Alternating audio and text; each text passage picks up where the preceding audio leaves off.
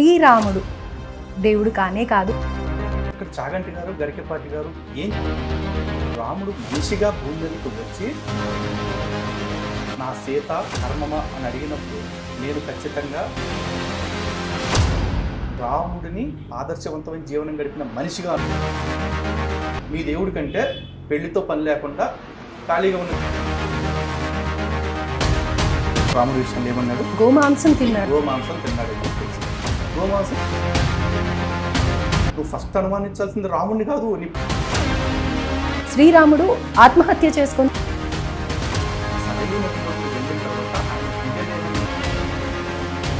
యేసు ప్రాణం బలవంతంగా తీయబడింది. ఎలా తీయబడింది అనేది యేసు చావు సిలువ శిక్ష పడింది అన్న కాడి యేసు నిజంగా మా పాపాల కోసం చనిపోవడానికి యేసు ప్రాణాన్ని అందించారు. యేసు ప్రాణం కూడా రాముడితోటే మా బ్రతుకు అంటున్నారు. అదే నినాదం అదే విధానం ఈ రోజుకి కూడా భారతదేశంలో హిందువులు ఆ రాముడి విషయంలో తేడా పడగా మాట్లాడితే వాడు ఏ రోజు వస్తాడో ఆ రోజు వాడు అలాంటి రాజ్యాంగం మీద రామాయణం మీద అన్నిటికీ మించి మన దేశపు వారసత్వం మీద చరిత్ర మీద పురాణాలు క్లియర్గా చెప్తున్నాయి. ఈ యదవ ఇప్పుడు అర్థం చేసుకోవాల్సింది ఏంటంటే బుద్ధుడు అంటే ఆయన దశావతారాల్లో మా మీద దాడులు చేస్తున్నారు. నీ పేరుని అడ్డం పెట్టుకుని మా దేవుళ్ళని అవమానిస్తూ ఉంటే శాస్త్రుడిని చూస్తూ కూర్చోటానికి మేమేమన్నా మీ దేవుళ్ళ ఇంగ్లీష్ వాడు చెప్తాను అంటున్నావు కాబట్టి నీ పేరు నువ్వు సంస్కృతాన్ని అవమానిస్తున్నావు అంటే మీ అమ్మబాబులు అక్కడ ఎక్కడ కూడా వాళ్ళు యేసుప్రభు గురించి ఎందుకు చెప్పుకోవడానికి ఏముందండి? సనాతన ధర్మంలో గొప్ప విషయం ఉంటుంది. వాళ్ళు అంటరాని వాళ్ళుగా చూస్తున్నా ఫస్ట్ నేను ప్రసాదం పెడతానండి ఆ 20% వాళ్ళ దగ్గరికి వెళ్ళిపోయి. కానీ చాలామంది హిందువులు మీకు తెలుసో లేదు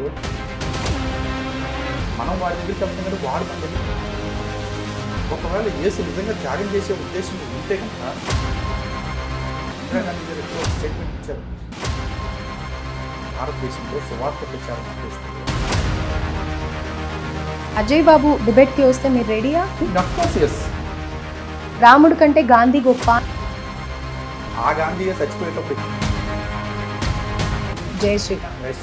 నమస్తే, వెల్కమ్ టు అవర్ ఛానల్. నేను ప్రియా కౌశిక్. ప్రస్తుతం మనతో పాటు జనశక్తి ఫౌండర్ శ్రీ లలిత్ కుమార్ గారు ఉన్నారు. వారితో డిస్కస్ చేద్దాం. హలో సార్, నమస్తే. నమస్కారం అండి. జై శ్రీరామ్ సార్. జై శ్రీరామ్ సార్. సో రీసెంట్గా నేను ఒక ఇంటర్వ్యూ చేశాను, దాని గురించి కొన్ని ప్రశ్నలు ఉన్నాయి. వాటి క్లారిఫికేషన్ తీసుకుందాము అని చెప్పేసి మీతో ఈరోజు ఇంటర్వ్యూ చేయడం జరుగుతుంది. సో శ్రీరాముడు దేవుడు కానే కాదు, మామూలు మనిషి అని చెప్పి మీ గరికపాటి వారు అలాగే చాగంటి వారే చెప్పారు. రాముడి గొప్పతనం లేదు అని అంటూ ఉన్నారు అజయ్ పాస్టర్ గారు. దానికి మీ సమాధానం ఏంటి? అజయ్ పాస్టర్ అంటే ఏదో అతను మణిపూర్ పేరుతో డబ్బులు వసూలు చేసి తినేసాడని చెప్పి సాటి పాస్టర్లు వీడియోలు చేశారు. ఆ చీటర్ అంటారు, అతనే కదా? అతను కాదు తెలియదు సార్, అజయ్ పాస్టర్ గారు అని అయితే నాకు తెలుసు. మీకు అతను తెలియదా? అంటే అది ఒకసారి గాజు పెంకుతో ఘాట్లు పెట్టుకుని నన్ను ఎవరో చంపబోయారని చెప్పేసి పోలీస్ కేసు కూడా పెట్టకుండా అబద్ధపు వీడియోలు చేశాడు డబ్బులు ఫండ్ రైజింగ్ చేయమని. అతను కొని నాకు ఇవన్నీ డీటెయిల్స్ తెలియదు సార్, మేబీ ఉండొచ్చేమో తెలీదు. మొన్న కూడా ఏదో ఖమ్మంలో భారీ సభ ఒకటి పెడతానని చెప్పేసి మీరు డబ్బులు ఇవ్వండి అని చెప్పి 4 రోజులు ఫండ్ రైజింగ్ చేసి ఒక ప్రోగ్రామ్ పెట్టాడు. 40 మంది 50 మంది వచ్చారు. ఓకే, దానికి బాబు 5-6 లక్షలు ఫండ్ రైజింగ్ చేసినట్టు ఉన్నాడు. అతనేనా? తెలియదు సార్, నాకు ఎవరో మీరు చెప్పే వ్యక్తి నాకు ఎవరో తెలీదు. అజయ్ పాస్టర్ అని అయితే ఇంతవరకు తెలుసు నాకు. అజయ్ ఖమ్మంలో ఉంటాడు. అతనే ఖమ్మంలో ఉంటాడు. అయితే ఈ 3 కూడా అతనేలండి. ఓకే, అట్లా అంటున్నాడు అతను. సో ఇక్కడ చాగంటి గారు గరికపాటి గారు ఏం చెప్పారు అనేది ఫస్ట్ మనం తెలుసుకోవాలండి. చాగంటి గారైనా గరికపాటి గారైనా రాముడు దేవుడు కాదు అని చెప్పలా, రాముడు తన దేవుడిగా చూడొద్దు అని చెప్పారు. అది మాత్రమే చెప్పారు. రాముడు ఎందుకు చెప్పాడు ఆ మాట? రాముడు ఆ దేవుడు ఎక్కడి నుంచైనా అద్భుతాలు చేయగలడు. కానీ రాముడు మనిషిగా భూమి మీదకి వచ్చి ఏ మనిషి అయినా సరే ధర్మం కోసం యుద్ధం చేయటం లేకపోతే ధర్మంగా బ్రతకటం అనేది మీ కర్తవ్యము. ఇది గొప్ప గొప్ప వాళ్ళు మాత్రమే కాదు, ప్రతివాడు పాటించవచ్చు. కాబట్టి నేను మనిషిగా వచ్చి నేను జీవించి చూపిస్తాను అని చెప్పేసి ధర్మబద్ధంగా సత్యవాక్ పరిపాలన చేస్తూ ఏకపత్ని వ్రతం చేస్తూ తల్లిదండ్రుల్ని గౌరవిస్తూ అన్నదమ్ముల్ని ప్రేమగా చూసుకుంటూ ప్రజలందరి అభిష్టం మేరకు తను పరిపాలన చేశాడు. చివరికి ప్రజల అభిష్టాన్ని నెరవేర్చడానికి తనకు ప్రాణప్రదమైన భార్యను కూడా విడిచిపెట్టడానికి సిద్ధపడిపోయాడు. కానీ విడిచిపెట్టేశాడు ఆయన. కానీ వనవాసంలోకి వెళ్ళినప్పుడు కూడా లక్ష్మణుడితో ఒక మాట అంటాడు, నాకు అన్నిటికంటే ప్రాణం ఏదైనా ఉందంటే నా సీత. కానీ నా సీత ధర్మమా అని అడిగినప్పుడు నేను ఖచ్చితంగా ధర్మాన్నే టాప్ ప్రయారిటీగా తీసుకుంటా. ఆ ధర్మం కోసమైతే సీతని, నిన్ను, చివరికి నా ప్రాణాన్ని కూడా విడిచిపెట్టేస్తా అని రామచంద్ర ప్రభు చెప్పాడు. ఇది ఆచరించి చూపించడం కోసం ఆయన మనిషిగా వచ్చాడు. కాబట్టి ఇప్పుడు మనుషులందరూ రాముడు అంటే దేవుడు కాబట్టి ఆయన చేయగలిగాడండి, మన వల్ల ఎక్కడైద్ది అని అనుకోకూడదని చెప్పి నేను ఫక్తు మనిషిలాగే బ్రతుకుతా, ప్రతి మనిషి ధర్మాన్ని ఆచరించగలడు, ధర్మంగా బ్రతకగలడని నేను చూపిస్తా అని చెప్పటం కోసం నన్ను మనిషిగానే చూడండి అని చెప్పారు. సాక్షాత్తు అదే రామాయణంలో పరమేశ్వరుడు, బ్రహ్మదేవుడు, ఇంద్రుడు వీళ్ళందరూ వచ్చి, రామా నువ్వు వైకుంఠ నారాయణుడు అయ్యా, లక్ష్మీదేవి నీ భార్య, ఆవిడే సీతగా వచ్చింది అని చెప్తుంటే ఆయన స్వయంగా అన్నమాట, ఆత్మానం మానుషం మన్యే రామం దశరథాత్మజం విధి అని చెప్పేసి చెప్పారు. అంటే నేను మనిషినిగానే అనుకుంటున్నాను, నేను దశరథ పుత్రుడిననే అనుకుంటున్నా, దయచేసి నాకు నా యొక్క పూర్వ వృత్తాంతం ఏంటో నాకు అర్థమయ్యేలాగా చెప్పండి అని ఆయన అన్నారు. ఎందుకు ఆ మాట చెప్పారు? యుద్ధం అయిపోయేదాకా కూడా, పట్టాభిషేకం వరకు కూడా రాముడు మనిషిగానే బ్రతికాడు. ఓకే. కానీ రాక్షస సంహారం తర్వాత రాముడు తను దైవాంశం, తను విష్ణుమూర్తి అవతారం అని అంశాన్ని ఆయన తెలుసుకున్నారు. రైట్. అయితే ఇందులో కొన్ని క్వశ్చన్స్ ఉన్నాయి, చెప్తానండి, కంటిన్యూషన్. అందులో ఎక్కడా కూడా వీళ్ళు రాముడు మనిషి మాత్రమే, ఆయన దేవుడు కాదు, రాముడికి శక్తులు లేవు, రాముడు ఎందుకు పనికిరాడు, ఎట్లాంటి మాటలు మాట్లాడాల. రాముడిని దేవుడు అనే మాటలతో మీరు చూసుకుంటే మీరు ఆయనలాగా బ్రతికే ప్రయత్నం చేయరు. కాబట్టి రాముడిని ఆదర్శవంతమైన జీవనం గడిపిన మనిషిగా అనుకోండి, అప్పుడు మీరు కూడా ఆయనలో బ్రతకగలుగుతారు అన్నారు. అర్థం చేసుకోలేక ఈ పిచ్చుకొక్క చిల్లర గాడిద, అంటే సారీ ఈ భాష వాడుతున్నందుకు కుక్కలు గాడిదలు అంటే నా ఉద్దేశం కుక్కల్ని గాడిదల్ని అవమానించాలని కాదు, కానీ వాడిని అంటానికి ఇంకో పదం దొరక్క వీటితో సరిపెట్టారు. రైట్. అయితే ఆయన అనేది ఇట్లా వాగుతున్నాడు అంతే.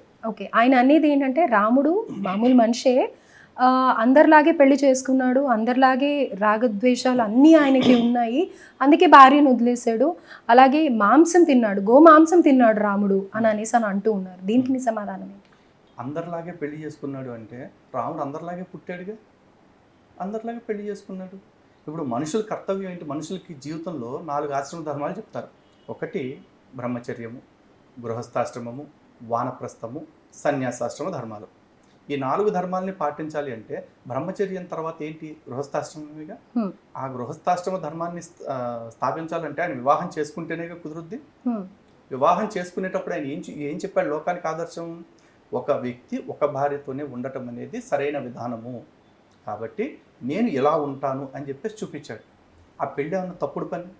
ఒకవేళ నీ దేవుడు నిల్డెస్పరాండం కాబట్టి, నీ దేవుడికి మిషన్ పని చేయట్లేదు కాబట్టి పెళ్లి చేసుకోలేదని నువ్వు అనుకుంటే నీ కర్మ, నీ దేవుడి కర్మ. నీ దేవుడు చేసుకోలేదు కాబట్టి ప్రపంచంలో దైవాంశ సంభూతుడిగా పుట్టినోడు, దేవుడిగా పుట్టినోడు ఎవడో పెళ్లి చేసుకోవద్దు అంటానికి నువ్వెవడు దేవుడికి రాజ్యాంగం రాయటానికి? దేవుడు మనం రాసిన రాజ్యాంగానికి లోబడి బతకాలా? దేవుడు ఎలా ఉండాలో కూడా మనమే డిసైడ్ చేస్తామండి. సర్వశక్తిమంతుడైన దేవుడు, సర్వస్వతంత్రుడైన దేవుడు, సర్వజ్ఞుడైన దేవుడు, సర్వాంతర్యామి, సర్వవ్యాపి అయిన దేవుడు, ఏదైనా చేయగలిగిన వాడు. ఏదన్నా ఒక పని చేస్తే దాని వెనకాల ఖచ్చితంగా కారణం ఉండాలి కదా, ఉంటుంది కదా. ఇప్పుడు నేను అడుగుతున్నా, మీ దేవుడి కంటే పెళ్లితో పని లేకుండా ఖాళీగా ఉన్న కన్యలను చూసుకుని కడుపు చేపిస్తాడు. మా దేవుడు పద్ధతి ప్రకారం పెళ్లి చేసుకుని పిల్లల్ని కానీ వాళ్ళకి రాజ్యాభిషేకం చేసి బతికాడు. నీ దేవుడు అలా చేసింది నీకు గొప్ప అయితే, నా దేవుడు ఎలా చేసింది నాకు గొప్ప. నా దేవుడు చేసిన దానిలో తప్పేంటో చెప్పండి. రాముడు అందరిలాగే పెళ్లి చేసుకున్నాడంటే పెళ్ళి అందరిలాగా కాకుండా ఇంకేదైనా కొత్త పద్ధతిలో చేసుకోవాలి. అందరూ మెడకి తాళి కడితే ఈడు తీసుకెళ్ళి నడానికో ముడికో తాళి కడతాడా? అట్టడు కదా. అందరికీ ఒక పద్ధతి ఉంటే ఆ పద్ధతిని నిలబెట్టడానికి వచ్చిన వ్యక్తి రామచంద్ర ప్రభు. ఆయన పద్ధతిగానే చేశాడు. ఇంకోటి ఏంటన్నారు మీరు అదే విషయంలో, రాముడి విషయంలో ఏమన్నాడు? గోమాంసం తిన్నాడు, గోమాంసం తిన్నాడు అని చెప్పేసి. గోమాంసం తింటే ఈడే పక్కన కూర్చొని మొక్కలు కొట్టి పెట్టాడా? మరి రామాయణం మొత్తం మీద ఎక్కడైనా సరే రాముడు మాంసం తిన్నట్లుగా శ్లోకం ఆధారంగా ఎవరన్నా చూపించండి.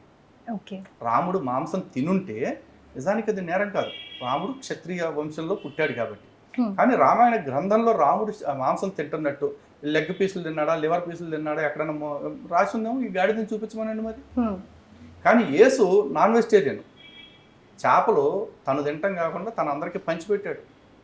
2 రొట్టెలు 5 చేపలు ఉంటే 5,000 మందికి దాన్ని మంత్రంతో ఇది చేసి అదే మాయలతోటి దాన్ని పెంచి పంచాడని చెప్పేసి బైబిల్లో రాసి ఉంది.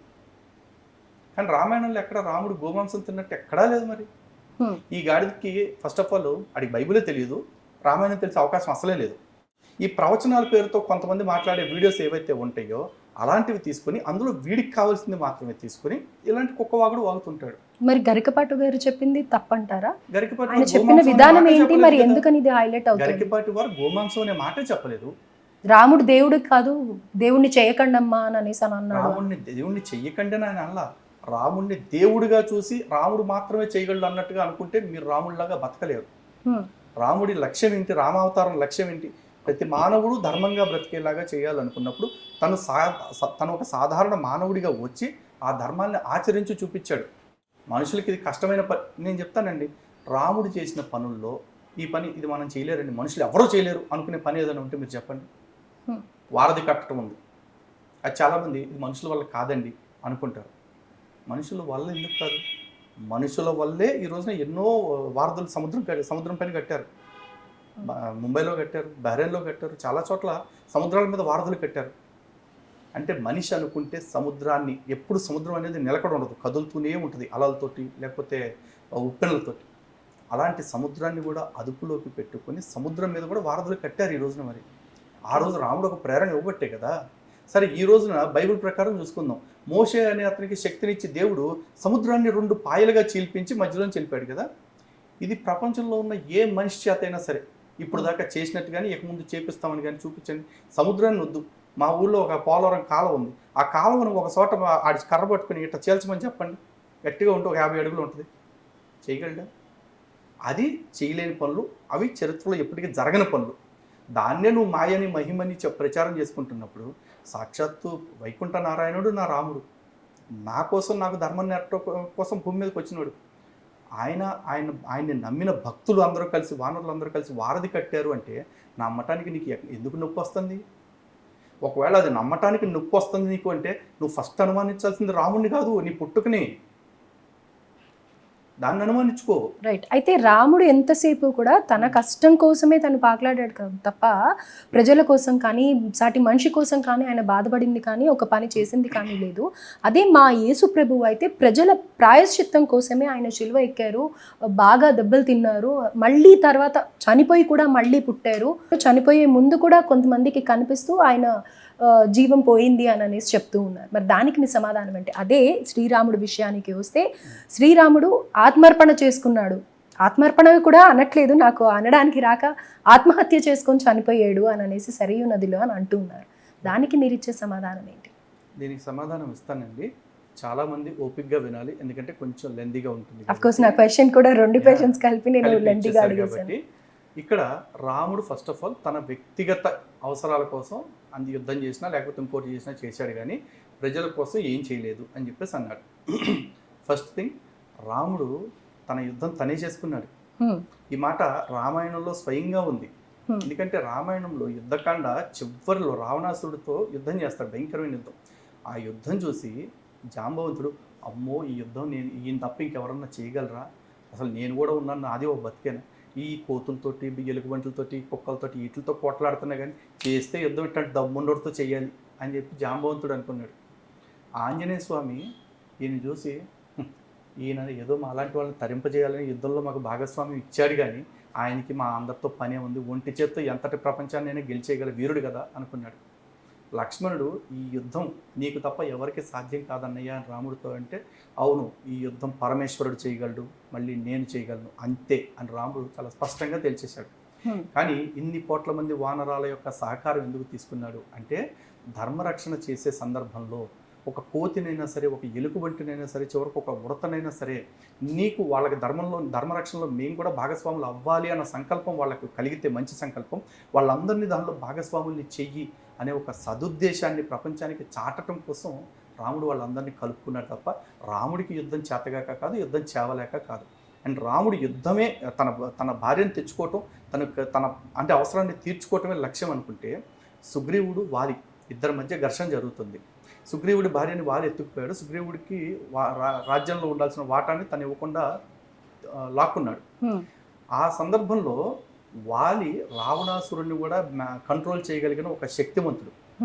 నిజంగా రాముడు తన అవసరం తీరటమే ముఖ్యం అనుకుంటే వాళ్ళ దగ్గరికి వెళ్ళిపోయి వాలి నీ తమ్ముడిని తొక్కేసావు కదా, నేను నిన్ను ఏమీ చేయను కానీ నువ్వు నా భార్యను తెప్పించి పెట్టు రావణాసుడితో మాట్లాడి అంటే నిమిషంలో పని అయిపోయేది. కానీ రాముడు అధర్మం పక్షాన చేరలేదు ఆ రోజుని కూడా. అధర్మం ఉంది వాలి పక్కన, ధర్మాత్ముడైన సుగ్రీవుడి పక్కనే నిలబడి సుగ్రీవుడిని గెలిపించి సుగ్రీవుడి ద్వారా తన పనికి చేయించుకోవటానికి ఇచ్చేసుకున్నాడు. పోనీ ఆ యుద్ధంలో కోట్ల మంది వానరులు చనిపోయారు, కోట్ల మంది రాక్షసులు చనిపోయారు. యుద్ధానంతరం ప్రతి చనిపోయిన వానరుణ్ణి కూడా బ్రతికించాడు బ్రహ్మదేవుడికి చెప్పి. రామాయణం ఆధారంగానే ఉంది. ఇందులో తన స్వార్థం కోసం రాముడు ఒక్క ప్రాణాన్ని అన్యాయంగా బలిపోనిచ్చాడా? లేదుగా. యేసు జీవితాన్ని తీసుకుందాం. యేసు సమాజం కోసం చేశాడు అని చెప్పేసి అంటారు కదా. యేసు ఎంత పిరికివాడు అంటే యేసుకు శిలువ శిక్ష పడిన తర్వాత గెత్సెమనే తోటలోకి తను వెళ్ళి ప్రార్థన చేసుకోవటానికి వెళ్ళి అక్కడికి వెళ్ళేటప్పుడు ఒక రాయి దగ్గర మొత్తం మోకరిల్లిపోయి ఏడుస్తూ ప్రార్థన చేసుకున్నాడు. దానికోసం వెళ్ళేటప్పుడు తన శిష్యులు కొంతమందిని తీసుకుని వెళ్ళి అక్కడ వెయిట్ చేస్తూ ఉండండి, నేను ప్రార్థన చేసుకుని వస్తాను, మీరు నా కోసం ప్రార్థన చేయండి అని చెప్పాడు. ప్రార్థన చేయండి అంటే ఈయన కొద్దిసేపటి తర్వాత ప్రార్థన చేసుకుని వచ్చే టైంకి శిష్యులు అలసిపోయి నిద్రపోతూ ఉంటే మీరు నా కోసం ప్రార్థన చేస్తూ ఉంటే నిద్రపోతున్నారా సోమరిపోతున్నారా అని చెప్పేసి తిట్టాడు. మళ్ళీ అక్కడ ప్రార్థన ఏమని చేశాడు, తండ్రి నువ్వు నన్ను ఏ పని మీద అయితే పంపించావో ప్రజల పాపాల నిమిత్తం బలవమని, ఆ బలయ్యే సమయం వచ్చింది, నేను బలవటానికి సిద్ధపడ్డాను అని చెప్పలా. నా ఆత్మ సిద్ధంగా ఉన్నా, నా శరీరం బలహీనముగా ఉంది, నేను సిద్ధంగా లేను, నీకు సాధ్యమైతే ఈ గిన్నె నా నుండి తప్పించుము అని చెప్పేసి అన్నాడు. అంటే ఈ శిలువ శిక్ష నాకు పడకుండా చూడు తండ్రి అని వాళ్ళ తండ్రిని వేడుకోవటానికి వెళ్ళాడు. ఏసేమి త్యాగం చేసి చచ్చిపోవటానికి సిద్ధపడిపోయి పుట్టలేదు, చచ్చిపోయాడు అంటానికి లేదు. అండ్ తర్వాత మళ్ళీ ఆ శిష్యులకి చెప్పి నేను మళ్ళీ ప్రార్థనకి వెళ్తున్నా అన్నాడు. ఈసారన్నా మెలకుగుండి సావండి అని చెప్పేసి అంటే ఆయన ప్రార్థన చేసుకొచ్చేటానికి మళ్ళీ రెండోసారి కూడా నిద్రపోతాడు. రెండోసారి కూడా వాళ్ళకి గడ్డి పెట్టి మళ్ళీ వెళ్తాడు ప్రార్థనకి. మూడోసారి వచ్చేపాటికి కూడా నిద్రపోతుంటే డైలాగ్ బైబిల్లో క్లియర్గా ఉంది. ఇక వాళ్ళతో ఏం చెప్పాలో తెలియక యేసు వాళ్ళు అక్కడి నుంచి వెళ్ళిపోయాడు వాళ్ళని తీసుకుని. ఇక 3 సార్లు చెప్పి నేను నిద్రపోతానే ఉన్నారు, ఎవరు మీరు నిద్రపోంటారు బాబాయ్, మీతో నాకు పని ఏం లేదు అని చెప్పేసి యేసు వెళ్ళిపోయాడు. అయితే ఆ శిష్యుల ముందరే ఆయన ప్రాణం పోయింది అనేది కాదనమాట, మళ్ళీ అదే శిష్యుల ముందరే ఆయన ప్రాణం తెచ్చుకున్నాడు. నేను అదే చెప్తున్నాను. ఇంకా కాంటెక్స్ట్ ఉంది కదా. యేసు ఫస్ట్ ఆఫ్ ఆల్ తను సిద్ధపడి ప్రాణాలు ఇవ్వటానికి రాలా. యేసు ప్రాణం బలవంతంగా తీయబడింది. ఎలా తీయబడింది అనేది తెలుసుకుంటే చాలా దారుణంగా ఉంటుంది. రాముడు సరయూ నదిలో పడి ఆత్మహత్య చేసుకున్నాడు అని వీడు అంటున్నాడు కదా. రామాయణం మొత్తం మీద ఎక్కడైనా సరే రాముడు సరయూ నదిలోకి ఆత్మహత్య చేసుకున్నట్టు ఉందా? లేదు కదా. సరయూ నదిలోకి వెళ్ళిన తర్వాత ఆయన దివ్యదేహాన్ని ధరించి వైకుంఠానికి వెళ్ళటం అనేది చాలా స్పష్టంగా కనిపిస్తూ ఉంది. కానీ ఇక్కడ రాముడు సావుకి రాముడు శరీరాన్ని విడిచిపెట్టిన దానికి యేసు సావుకి చాలా జమీన్ ఆస్మాన్ ఫరక్ ఉంది. ఎందుకంటే రాముడు 11,000 సంవత్సరాలు రాజ్యపాలన చేసి నేను ఇక ఈ దేహాన్ని విడిచిపెట్టేయాలి అనుకున్నారు. అది కూడా ఎందుకు? బ్రహ్మదేవుడు స్వామి మీ అవతార పరిసమాప్తి చేసి వైకుంఠాన్ని అలంకరించాల్సిన సమయం వచ్చింది అని చెప్పేసి బ్రహ్మదేవుడు కబురు పెడితే రాముడు అలాగే అని చెప్పేసి వచ్చాడు. అంతేగాని బ్రహ్మదేవ నాకు చచ్చిపోవాలంటే భయం వేస్తుంది, నువ్వు కూడా నాకు ఈ గిన్నెని తప్పించు, నా బొంగుని తప్పించు, నా సావుని తప్పించు అని చెప్పేసి ముష్టెత్తుకోలేదు కదా. నా సావుని తప్పించుకో అని చెప్పేసి ముష్టెత్తుకున్నోడే నీకు గొప్పోడైనప్పుడు చిరునవ్వుతో సావుకి ఎదురెళ్ళాడు ఆయన. ఒకవేళ నువ్వు సావే అనుకుంటే దాన్ని. ఆయన వెళ్ళేటప్పుడు ఎలా వెళ్ళాడు చాలా క్లియర్గా రామాయణంలో ఉంది. ఒక కలశాన్ని చేత్తో పట్టుకుని వేళ్ళకి దర్భ ఉంగరాలు ధరించి నారబట్టలు అంటే పల్చని వస్త్రాలు ధరించి అంటే రాజభోగాలన్నీ విడిచిపెట్టి చెప్పులు విడిచి రాముడు 1.5 యోజనం నడుచుకుంటూ వెళ్ళాడు సరయూ నది దగ్గరికి అంతఃపురం నుంచి. ఈ నడుచుకుంటూ వెళ్ళే సందర్భంలో 11,000 సంవత్సరాల క్రితం పట్టాభిషేకం సందర్భంలో సుగ్రీవుడు కావచ్చు, విభీషణుడు కావచ్చు, నీలుడు, ద్యూదుడు, మైందుడు, జాంబవంతుడు, ఆంజనేయుడు ఇలాంటి వానర వీరులు, రాక్షస వంశానికి సంబంధించిన గొప్పవాళ్ళు వీళ్ళందరూ కూడా ఆ పట్టాభిషేకానికి వచ్చి అతిథి మర్యాదలు స్వీకరించి వాళ్ళ రాజ్యాలకు వాళ్ళు వెళ్ళిపోయారు. ఆంజనేయ స్వామి గంధమాదన పర్వతం మీదకి తపస్సుకు వెళ్ళిపోయారు. మరి వీళ్ళందరూ ఎవరి పనుల్లో వాళ్ళు ఉన్నారు. 11,000 సంవత్సరాల్లో రాముడిని పలకరించడానికి పరామర్శించడానికి కూడా మధ్యలో ఎవరు వచ్చిన సందర్భాలు కూడా లేవు. అని 11,000 సంవత్సరాల తర్వాత రాముడు ఇక ఈ అవతారాన్ని ముగించబోతున్నారు అని తెలిసిన తర్వాత వాళ్ళందరూ వచ్చి రామ నువ్వు లేని ఈ భూమి మీద మేమెందుకు ఉంటాం, ఇన్నాళ్ళు నువ్వు ఉన్నావు అన్న ఆనందంతో, నువ్వు పీల్చిన గాలి మాకు వస్తుందన్న ఆనందంతో, నువ్వు తాగి వదిలేసిన నీరు మా వైపు ప్రవహిస్తుంది కాబట్టి అవి తాగి బతకొచ్చన్న సంతోషంలో మేము బ్రతికాం, నువ్వే లేనప్పుడు మాకు బ్రతికేందుకు, నీతో పాటే వస్తాము అని చెప్పేసి కోట్ల మంది వానరులు, లక్షల మంది అయోధ్య ప్రజలు, చెట్లు కూడా చివరికి చెట్లు అనేక జంతువులు కూడా రాముడిని అనుసరించాయి. సరయు నదిలోకి. సరయు నది దగ్గరికి వెళ్ళిన తర్వాత రాముడు ఆ నది ప్రవేశం చేసే ముందు బ్రహ్మదేవుడికి ఆదేశం ఇచ్చాడు, వీళ్ళందరికీ కూడా సాయుధ్యాన్ని ఇవ్వు అని చెప్పేసి. సాయుధ్యం అంటే భగవంతుడి లోకానికి తీసుకురా అని చెప్పేసి. ఆ ప్రకారమే వైకుంఠాన్ని ఎప్పుడైతే రాములు వారు చేరుకున్నారో, వైకుంఠ నారాయణుడిగా మారి దివ్యదేహంతో, ఆ తర్వాత వీళ్ళందరికీ కూడా కోట్ల కొలది విమానాలు, అంటే ఈడు మళ్ళీ విమానం అనగానే ఈడు ఇండిగోనో జెట్ ఎయిర్వేస్ అన్నట్టుగా ఫీల్ అవుతాడు. అరే గాడిద, అది కాదు. విమానాలు అంటే దివ్య విమానాలు, స్వర్గం నుంచి వైకుంఠం నుంచి వస్తే అవి మా గ్రంథాల్లో ఉంటాయి. మీ బతుకులకి గాడిదల మీద వచ్చే దేవుళ్ళని చూసిన మీకు విమానాలు అనేది కొద్దిగా వింతగానే అనిపించవచ్చు, నమ్మబుద్ధుగా కూడా ఉండకపోవచ్చు మీకు. నీ బతికి ఎట్లా సచ్చినా నీ నమ్మకాలు మడిచిపెట్టుకో జేబులు. కానీ ఇలా కొన్ని కోట్ల విమానాలు వచ్చి ప్రతి ఒక్క జీవిని కూడా స్వర్గానికి తీసుకువెళ్ళాయి. అంటే ఉత్తమ లోకాలకి ఎలా అయితే వెళ్తారో వాళ్ళందరినీ తీసుకువెళ్ళాయి. ఇది కాకుండా రాములు వారు ఒక 5గురికి మాత్రం అక్కడే ఉండి వాళ్ళకి చిరంజీవత్వాన్ని ఇచ్చారు. ఆంజనేయుడు, విభీషణుడు, జాంబవంతుడు, ద్వివిధుడు, మైంద్యుడు. ఈ 5గురికి మీరు కలియుగాంతం వరకు కూడా, కలి భూమి మీద ప్రవేశించేంత వరకు కూడా రామనామాన్ని ప్రచారం చేస్తూ ఉండండి. అందులో ఆంజనేయ స్వామి విభీషణుడికి మాత్రం ప్రళయకాలం వరకు కూడా జీవించి ఉండాలన్నారు. కారణం ఏంటి అంటే ఆంజనేయ స్వామికి బ్రహ్మదేవుడు వరం ఉంది, భవిష్యత్ బ్రహ్మ ఆయనే కావాలి కాబట్టి. అంటే మరి భగవంతుడు కాకపోతే వాళ్ళకి చిరంజీవత్వాన్ని ఇచ్చేంత శక్తి ఆయనకు ఉంటుందా? లేదుగా. పోనీ 11,000 సంవత్సరాల తర్వాత కూడా నువ్వు లేకపోతే మేము ఈ భూమి మీద ఉండము అని ఆయన్ని అనుసరించి ఆయన కోసం నవ్వుతూ ప్రాణాలు ఇచ్చేంత త్యాగం చేయగలిగారు, అంత కమిటెడ్గా ఉండగలిగారంటే రాముడు ఎంత గొప్పవాడైతే రాముడి పట్ల వీళ్ళ భక్తి అంత గొప్పగా ఉంటుంది. ఇదంతా రామాయణంలోనే ఉందిగా కదా. పోని అంతా అయిపోయిన తర్వాత రాములు వారు దివ్యదేహంతో వైకుంఠానికి వెళ్ళిపోయారు.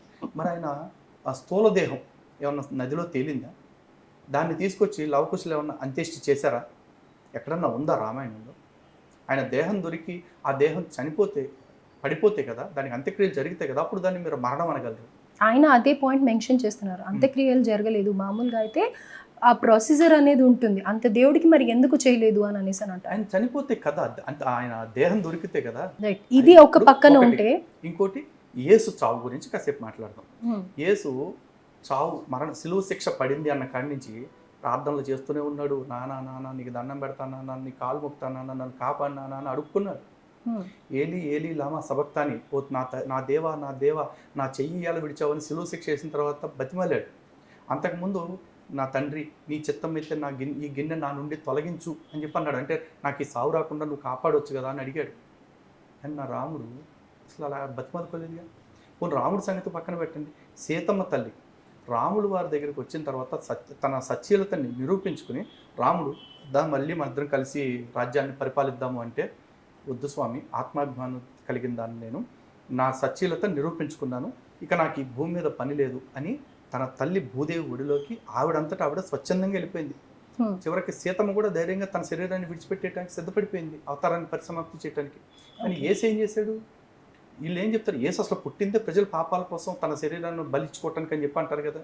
అసలు నాకు ఇప్పటికీ అర్థం కాని విషయం ఒకటేనండి, యేసు నిజంగా మన పాపాల కోసం చనిపోవటానికే పుట్టినోడైతే కనుక శిలువ మీద సరిపెట్టుకోవాల్సింది.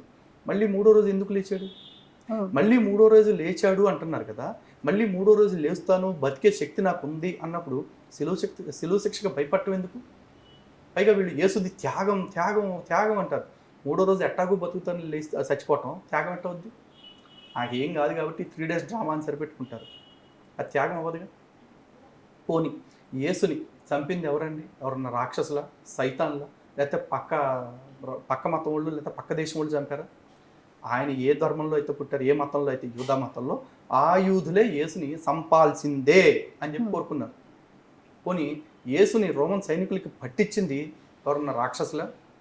కాదు, అదే యూదులు. అది ఈయన సొంత శిష్యులు. ఈయనకు 12 మంది కోటరీ ఏదైతే పెట్టుకున్నాడో ఆ 12 మంది కోటరీలో ఉన్న ఇస్కరియోతు యూదానే పట్టించాడు. 30 వెండి రూకలకి యేసు ప్రాణాన్ని అమ్మేశాడు. యేసు ప్రాణం విలువ 30 వెండి రూకలు. వాళ్ళు ఎవడో అమ్ముడుపోయి అమ్మాడంటే కాదు, సొంత శిష్యుడే.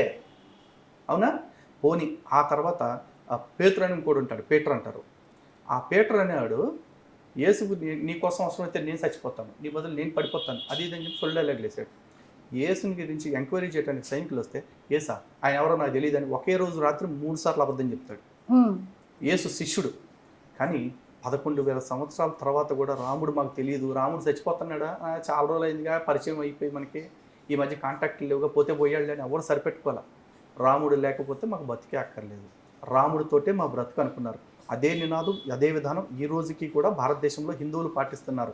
మాతా రామో మత్ పిత రామచంద్ర, స్వామి రామో మత్ సఖా రామచంద్ర, సర్వస్వమేవో రామచంద్రో దయాళువు అనుకుంటాడు ప్రతి హిందువు. అంటే మాకు రాముడే తల్లి, రాముడే తండ్రి, రాముడే సోదరుడు, రాముడే మిత్రుడు, మా సర్వస్వం రాముడే. ఆ రాముడి కోసం మేము ప్రాణాలు ఇవ్వటానికి సిద్ధంగా ఉన్నాం. ఆ రాముడి విషయంలో తేడాపాడగా మాట్లాడితే ఈ పిచ్చి కుక్కని కొట్టినట్టు కొడటానికి రెడీగా ఉన్నాం. వాడు ఏ రోజు వస్తాడో ఆ రోజు వాడు దెబ్బ తినకుండా వెళితే నా పేరు మార్చుకుని వెళ్తాను. ఆడు ఎదురుపడ్డ రోజున ఆడు చెంపదెబ్బ తినకుండా వెళ్ళడానికి గ్యారంటీ ఇస్తున్నా. మీడియా ముఖ్యంగా చెప్తున్నా, కేసు పెట్టాలనుకునే వాళ్ళు పెట్టుకోండి. ఎందుకంటే వాడు అవమానించింది ఎవరినో తెలుసా? రాముడిని. ఈ రాముడు ఎక్కడున్నాడంటే రామాయణంలో కాదురా పొండాకోరెదవా, రాముడు మన భారత రాజ్యాంగంలో ఉన్నాడు. నువ్వు రాముడిని దూషిస్తున్నావు అంటే మన రాజ్యాంగాన్ని కూడా దూషిస్తున్నట్టు. అలాంటి రాజ్యాంగం మీద, రామాయణం మీద, అన్నిటికీ మించి మన దేశపు వారసత్వం మీద, చరిత్ర మీద రెస్పెక్ట్ లేని ఈ పోరం బొగ్గాడు ఫస్ట్ ఆఫ్ ఆల్ రాముడి గురించి కాదు అనుమానించాల్సింది.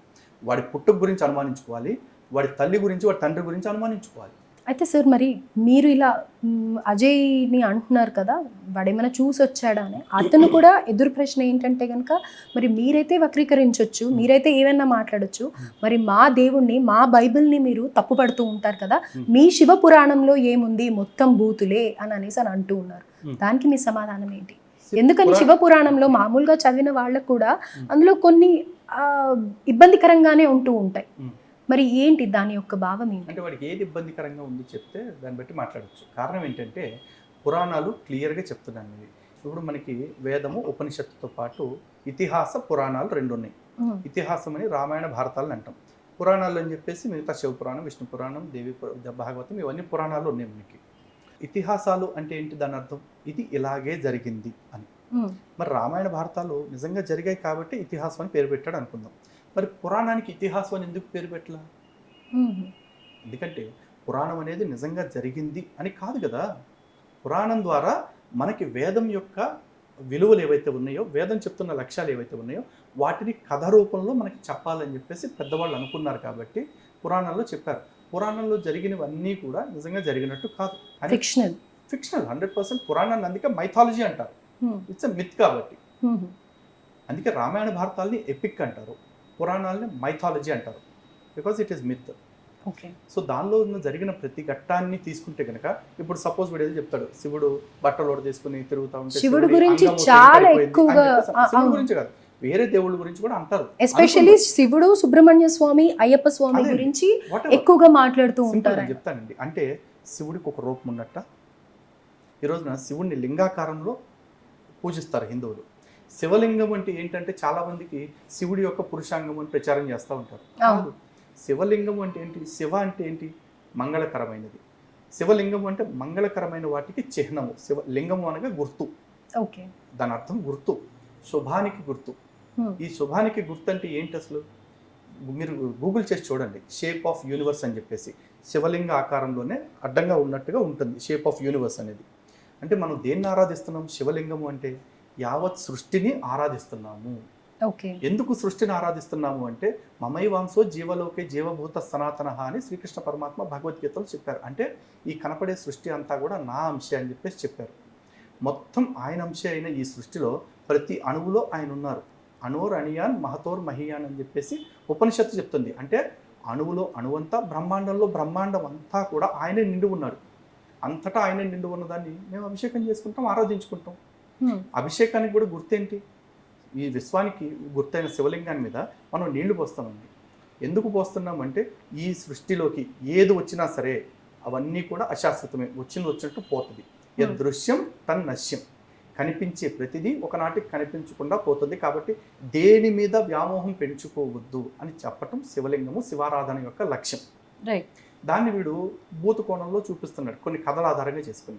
ఆ కథల యొక్క ఉద్దేశం ఏంటి, దాని లక్ష్యం ఏంటి అంటే అది మనుషులకి సత్వరజ స్తమో గుణాల యొక్క ప్రాధాన్యత ఏంటి, ఏ గుణాలని ఏ సందర్భంలో కలిగి ఉండాలి, కలిగి ఉండకూడని సందర్భంలో కొన్ని గుణాలు కలిగి ఉండటం వల్ల ఎటువంటి కష్టాలు వస్తాయి, ఎటువంటి నష్టాలు వస్తాయని కథ రూపంలో చెప్పారు.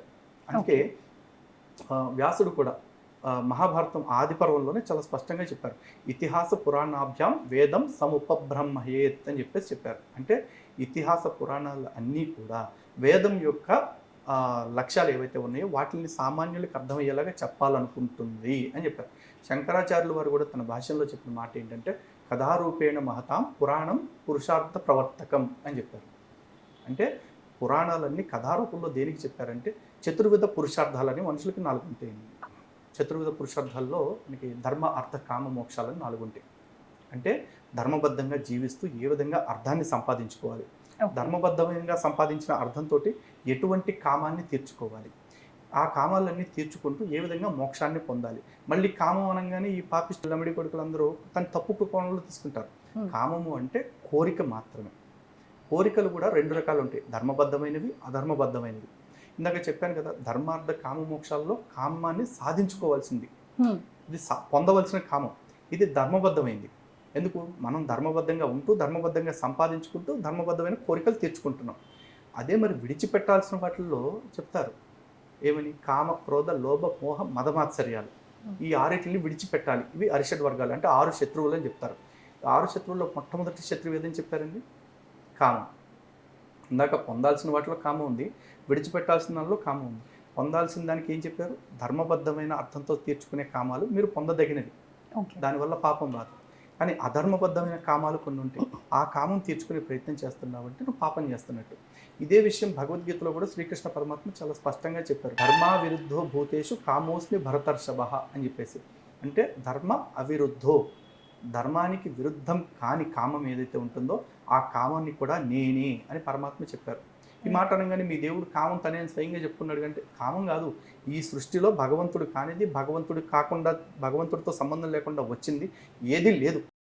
పరమాత్ముడితో సంబంధం లేకుండా ఈ సృష్టిలో ఏది రాదు. కామమైన, క్రోధమైన, లోభమైన, మోహమైన, మదమైన, మాత్సర్యమైన, మంచి అయినా చెడైనా అన్నీ కూడా మరి. అంతేగాని బైబిల్లో చెప్పినట్టు మంచి జరిగితే మొత్తం నా ఖాతా, చెడు జరిగితే మొత్తం సాతాన్ ఖాతా అని చెప్పేసి బ్లేమ్ గేమ్స్ సనాతన గ్రంథాల్లో ఎక్కడా ఉండవు. మీకు పురాణంలో కూడా ఒక కథ చెప్తారు చూడండి, బ్రహ్మ విష్ణుమూర్తి కథ, లింగోద్భవ కథలో చెప్తారు. ఒకసారి బ్రహ్మ విష్ణుమూర్తి ఇద్దరికి కూడా పోటీ వచ్చింది. ఆ సందర్భంలో ఒక భారీ శివలింగం ఏర్పడి, భారీ లింగం ఏర్పడి, అగ్నిలింగము. ఈ లింగం యొక్క ఆద్యంతాలు తెలుసుకోండి, తెలుసుకుని ఎవరైతే ముందుగా వస్తారో వాళ్ళే గొప్పవాళ్ళు. అంటే బ్రహ్మదేవుడు ఆకాశ మార్గంలోకి హంస రూపంలో వెళ్ళి ఎత్తుక్కుంటూ వెళ్తారు, విష్ణుమూర్తి వరాహ రూపంలో తవ్వుకుంటూ భూమి కిందకి వెళ్తూ ఉంటారు. మొత్తం ఎంత దూరం వెళ్ళినా ఏమీ తెలుసుకోలేకపోతే విష్ణుమూర్తి కొన్ని యుగాల తర్వాత వచ్చేసి ఇది తెలుసుకోలేకపోయాను అని చెప్పి వస్తారు. కానీ బ్రహ్మ నేను తెలుసుకున్నాను అని చెప్పేసి మొగలి పువ్వుని గోవుని సాక్ష్యంగా తీసుకువస్తారు. ఇది పురాణ కథ. అంటే పురాణ కథల యొక్క లక్ష్యం ఎలా ఉంటుంది అనేది చెప్తున్నానండి. తెలుసుకుని వస్తారు. వచ్చిన తర్వాత శివుడికి అప్పుడు కోపం వస్తుంది. విష్ణువు సత్యంతో చెప్పాడు నేను తెలుసుకోలేకపోయాను అని చెప్పేసి. అలాగే బ్రహ్మదేవుడు తెలుసుకోకుండా తెలుసుకున్నానని చెప్పేసి అబద్ధపు సాక్ష్యాలు చెప్పారు. అందులో మొగలి పువ్వు పూజగా పనికిరాదని శివుడు శాపం ఇచ్చాడు. అలాగే ఆవు తలతోటి చూశానని చెప్పి నిజమే అని చెప్తే తోకతో అబద్ధం అని చెప్పిందట. దాంతో ఏమన్నారు, ఆవు ముందు భాగాన్ని పూజించకూడదు, వెనక భాగాన్ని పూజించాలి, వెనక భాగం పవిత్రమైందని చెప్పారు అంటారు. అలాగే బ్రహ్మదేవుడికి ఒక శిరస్సును ఖండించేశారు, 5వ తలని అని చెప్పేసి అంటారు. అంటే దీన్ని కథలాగా చూసుకున్నాం అనుకోండి, అసలు దేవుళ్ళ మధ్య పోటీ ఏంటి, దేవుళ్ళకి ఇంత అహంకారాలు ఏంటి, ఇలాంటి డైలాగ్స్ అన్నీ వస్తాయండి.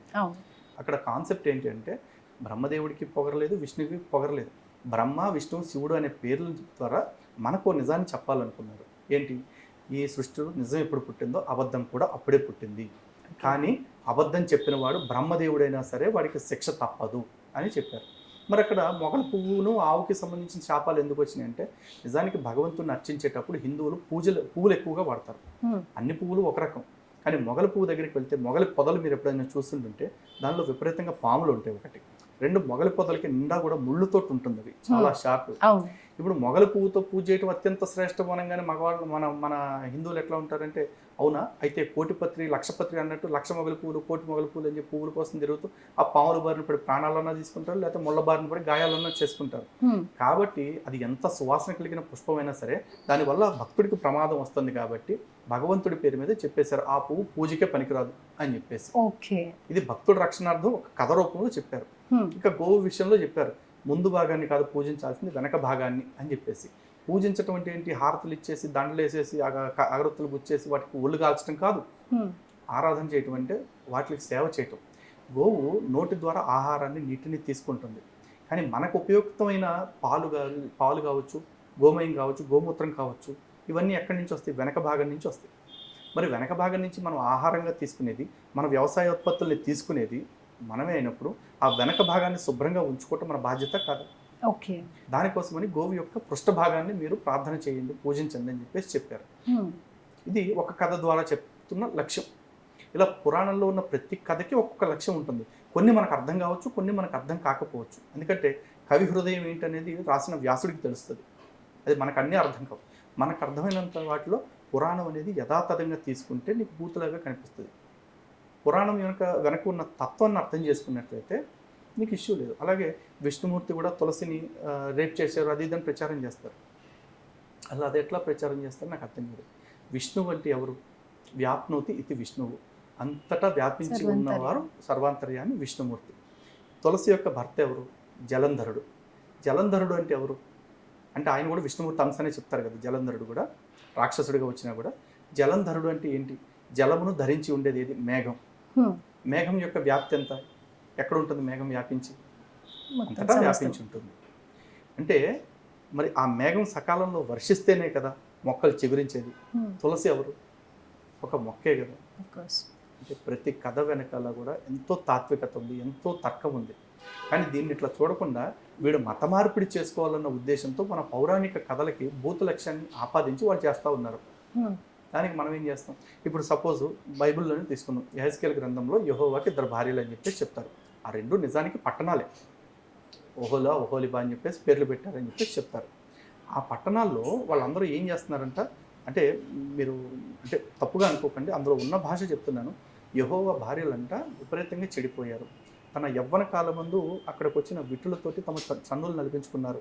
గాడిద వంటి పురుషాంగములు కలవారు, గుర్రం వంటి స్కల్లములు కల విటుకాండతో వారు సుఖించారు అని చెప్పేసి అన్నారు. నిజంగా వాళ్ళు అట్లాంటి తిరుగులు తిరిగారా అంటే కాదు. వాళ్ళు చేసిన పని ఏంటంటే ఆ ఊళ్ళో ఉంటున్న వాళ్ళందరూ కూడా విగ్రహారాధన అనేది మాత్రమే చేశారు. విగ్రహారాధనని వ్యభిచారం అంటూ పోలుస్తూ యెహోవా తన సొంత భార్యలుగా చెప్పుకుంటున్న నగరాలకి ఇంత రంకులు ఆపాదించాడు. దీన్ని ఏ రకమైన తాత్విక కథ చెప్తారో చెప్పండి. పోనీ ఇప్పుడు నేను ఈ పురాణ కథలకి చెప్పిన తత్వాలు లేకపోతే తర్కం ఏదైతే ఉందో అలాంటిదే ఒక తాత్వికమైన ఘట్టాన్ని ఆపాదించి మేము చెప్తాము అంటారా? చెప్పండి, మేము కూడా అర్థం చేసుకుంటాం. అవేమీ లేవుగా మరి మీ దగ్గర. మరి పురాణం ఒకటి కాదు, అష్టాదశ పురాణాలు ఉన్నాయి మనకి, అష్టాదశ ఉప పురాణాలు ఉన్నాయి, అష్టాదశ ఔప పురాణాలు ఉన్నాయి. సరే అన్ని ప్రమాణాలా కాదా అని పక్కన పెడితే అట్లీస్ట్ ఈ అష్టాదశ పురాణాల్లో కూడా సాత్విక పురాణాలు, రాజసిక పురాణాలు, తామసిక పురాణాలు అని 3 భాగాలుగా విభజించారు. 6, 6, 6, 18 పురాణాలు. అందులో తామసిక పురాణంలో మరి తమో ప్రధానమైన కథలే చెప్తారు. అది నీకు భూతిగా కనిపిస్తుంది అంటే నీ బుర్రలో భూతుంది, నీ మతం నీకు చెప్తున్న మాటల్లో భూతుంది, నువ్వు ఆ భూత ఆలోచనలే చేస్తున్నావు. అందుకే నీకు ఎక్కడ నీతి కనపట్టలేదు. డౌట్ వచ్చినప్పుడు అడగాల్సింది ఎవరిని? ఆ పురాణం యొక్క వాస్తవిక తత్వం తెలిసిన పెద్దలను అడగాలి, లేకపోతే కనీసం నాలాంటి వాళ్ళని అడగాలి. ఇక్కడ ఆయన ఒక షార్ట్ ఫిల్మ్ తీస్తున్నారు, జోహార్ శ్రీరామ అని. అయితే ప్రజల కోసం ఏం మంచి చేయని శ్రీరాముడు మనిషి అవతారంలో ఉన్న శ్రీరాముడిని మీరు దేవుణ్ణి చేశారు, అలాంటి ఆయనకి జోహార్ అని పెడితే తప్పే ఉంది అని అనేసి ప్రశ్నిస్తున్నారు. తీసుకోమనండి షార్ట్ ఫిల్మ్, తీసిన తర్వాత చూపిస్తాం మేము. రాముడికి జోహార్ అని చెప్పేసి అంటున్నాడు కదా, రాముడు చనిపోయాడు అంటున్నాడు కదా, అంటే రాముడు పుట్టాడని ఒప్పుకున్నాడుగా ఫస్ట్ అక్కడాడు చాలు. కానీ యేసు పుట్టాడు అని చెప్పి నేను ఇప్పటికీ ఒప్పుకోవట్లేదు, నన్ను ఒప్పించమనండి. యేసు అనేవాడు పుట్టినట్టు అసలు ప్రపంచంలో ఇప్పటికి కూడా ఒక్క ఆధారం లేదు. కానీ జోహార్ శ్రీరామ్ అని వాడు అంటున్నాడు అంటే ఫస్ట్ రాముడు పుట్టుకుని ఒప్పుకున్నాడు. రాముడు చనిపోయాడు అనుకోవటం వల్ల నాకు నష్టం లేదు, రాముడు దేవుడు కాదనుకోవటం వల్ల కూడా నాకు నష్టం లేదు, ఈ ప్రపంచానికి కూడా నష్టం లేదు. కానీ ఒక్క విషయం, రాముడు చెప్పినట్టు సత్యవాక్ పరిపాలన చేయకపోతే ఈ ప్రపంచం మొత్తానికి నష్టం. రాముడు చెప్పినట్లు పుట్టిన ప్రతి వ్యక్తి తమ తల్లిదండ్రుల్ని గౌరవించకపోతే ఈ మొత్తం ప్రపంచానికి నష్టం. రాముడు చెప్పినట్టు ఏకపత్ని వ్రతుడిగా కాకుండా దొరికిన ఆడదాంతల్లా తిరుగుతాను అనుకుంటే ఈ ప్రపంచం మొత్తానికి నష్టం. అలాంటి నష్టపోయే పనులు చేయకుండా ఉండు, అది చాలు. నువ్వు రాముడిని పూజించవసరలా, రాముడు చెప్పిన మార్గాన్ని విడిచిపెట్టకుండా ఉంటే చాలు. రాముడు తిరిగి బతికిన ఆధారాలు ఎక్కడన్నా ఉన్నాయా అని అంటారు ఆయన. అసలు రాముడు తిరిగి బతకడానికి ముందు చనిపోతాయి కదండి నేను చెప్పేది. యేసు కదా జనాలు అందరూ కుక్కను కొట్టినట్టు కొట్టి, అంటే అట్లా అనకూడదేమో, బాధపడతారు, ఆ పిచ్చి కొట్లు కొట్టి చంపేశారు కదా, రాళ్లతో కొట్టి కొరలతో కొట్టి. అసలు యూదులు చిన్న చిన్న పిల్లలు ఉంటారు కదా, ఫూ అని మొహం మీద ఉమ్మేశారు యేసు ముఖం మీద, బైబిల్లోనే ఉంది. ఫూ అని ఉమ్మేశారు ముఖం మీద కొడుతుంటే, అసలు యేసుని పిచ్చి కొట్లు కొడుతుంటే అసలు జాలి కూడా పడలేదు తెలుసా. హిందూ మతం కన్నా కూడా బౌద్ధ మతం ముందు అని అనేసి అని అన్నారు, దీన్ని మీరు ఎలా సమర్థిస్తారు? ఫస్ట్ ఆఫ్ ఆల్ వాడు బౌద్ధ మతాన్ని ముందు అని ఒప్పుకుంటున్నాడు. సరే హిందూ మతం ముందా బౌద్ధ మతం ముందా అనేది కాసేపు డిస్కస్ చేద్దాం. ఈ అదో ఇప్పుడు అర్థం చేసుకోవాల్సింది ఏంటంటే బౌద్ధ మతం కంటే కూడా తర్వాత పుట్టింది ఈ స్వార్థ మతం. ఓకే. దాన్నే వీడు పాటిస్తున్నాడు. నిన్న పడ్డవానికి వాళ్ళు మొలిచిన మొక్క అది. దాన్ని పాటించి వీడికి సీనియారిటీ ఆఫ్ మతాల గురించి వాడికి ఎందుకండి? పోనీ హిందుత్వం కంటే బౌద్ధం ముందుదైతే మరి ఆడు బౌద్ధాన్ని పాటించమనండి, దైద్రాన్ని పాటించేందుకు? ఇన్ జనరల్గా కూడా అంటూ ఉంటారు కదా. ఎవ్వరు అనట్లేదండి. ఈ మధ్య కొంతమంది వచ్చేసి బౌద్ధ మతం అనేది హిందూ మతం కంటే ఎంతో ప్రాచీనమైంది అంటూ తప్పుడు కథనాలు చేస్తున్నారు. దానికి వీళ్ళు చేస్తున్నది ఏంటంటే హిందూ దేవాలయాల్లో ఉన్న బుద్ధుడి విగ్రహాల రూపంలో అనిపించే కొన్ని విగ్రహాలు, కొన్ని శైలులు చూపించి చెప్తున్నారు. నిజానికి ఈ దౌర్భాగ్యానికి కారణం ఏంటి అంటే గత 2000 సంవత్సరాల నుంచి చాలామంది హిందువులు ఇప్పటికి కూడా కొంతమంది బుద్ధుడు అంటే ఆయన దశావతారాల్లో ఒక అవతారము అని నమ్ముతున్న వాళ్ళు చాలామంది ఉన్నారు. నిజానికి ఈ బుద్ధుడు దశావతారాల్లో బుద్ధుడు కాకపోయినా ఈ బుద్ధావతారాన్ని దశావతారాల్లో బుద్ధావతారంగా చాలామంది ఆరాధించారు. అలాంటి సందర్భాల్లో హిందూ దేవాలయాలు కట్టినప్పుడు అందులో బుద్ధుడి విగ్రహాలను కూడా పెట్టారు కొన్ని చోట్ల. సో ఇప్పుడు వీళ్ళు ఏమంటారు, ఇదిగో ఇందులో బుద్ధుడికి సంబంధించిన ఆనవాళ్ళు ఉన్నాయి కాబట్టి మీ మతం కంటే మా మతమే ముందు అని చెప్పేసి అంటారు. అంతే తప్ప నిజానికి బౌద్ధం సనాతన ధర్మానికంటే ముందుది కాదు. సనాతన ధర్మము అనే పేరులోనే ఉంది. ఇది ఎప్పుడు పుట్టిందో తెలియదు, ఎప్పటికీ అంతమవుతుందో కూడా ఎవరికీ తెలియదు. అందుకే ఇది సనాతన ధర్మం అంటారు. ఈ సనాతన ధర్మానికి ఋషిప్రోక్తంగా మంత్రాలు వెలువడ్డాయి. ఆ మంత్రాలని మనం వేదం అంటున్నాము. ఆ వేదం ప్రమాణంగానే మేము జీవిస్తున్నాము. మరి వేదం కంటే ముందు త్రిపీఠకాలు రాయబడ్డాయి అని ఏ ఒక్క స్టడీ అయినా నిరూపించిందా? మీరు గూగుల్ చేసుకోండి. ప్రపంచంలో అత్యంత ప్రాచీనమైన రాతప్రతులు ఏమైనా ఉన్నాయి అంటే, ప్రాచీన గ్రంథాలు ఏవైతే ఉన్నాయి అంటే అది వేదం మాత్రమే. ఈడంటాడు సంస్కృతానికి అసలు లిపే లేదు అని చెప్పేసి అంటాడు. ఈ పోరంబొగ్గని అడుగుతున్నా, ఒరే సంస్కృతానికి లిపే లేదు అంటున్నావు కదా, అప్పుడు నువ్వు పేరు అజయ్ బాబు అని పెట్టుకోకూడదు. అజేయ అనే పదం సంస్కృత పదం, అది తీసేసి ఫస్ట్ అది తీసేసి నువ్వు ఏ హెబ్రూ పేరో గ్రీకు పేరో పెట్టుకో. ఏమీ కాకపోతే నీ ఇంగ్లీష్ వాడికి పుట్టాను అంటున్నావు కాబట్టి నీ పేరు A+B హోల్ స్క్వేరో లేకపోతే ఇంకేదన్నా పెట్టుకో. అంటే అజయ్ బాబు అని పెట్టుకుని నువ్వు సంస్కృతాన్ని అవమానిస్తున్నావు అంటే నీ అమ్మ బాబులు నీకు పెట్టిన పేరును అవమానించుకుంటున్నావు, నీ పుట్టకను అవమానించుకుంటున్నావు. శ్రీకృష్ణుడి గురించి అని చెప్పి ఒక బోయవాడి చేతిలో చనిపోయిన శ్రీకృష్ణుడి గురించి మీరు భగవద్గీత మొత్తం డిస్ట్రిబ్యూట్ చేస్తూ ఉంటారు అని అంటారు.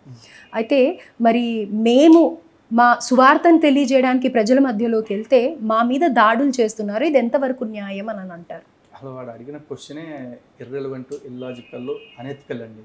ఎందుకంటే కృష్ణుడి పుట్టుకని కృష్ణుడి చావుని, యేసు పుట్టుకని యేసు చావుని కంపారిటివ్గా కాసేపు చూసుకుందాం.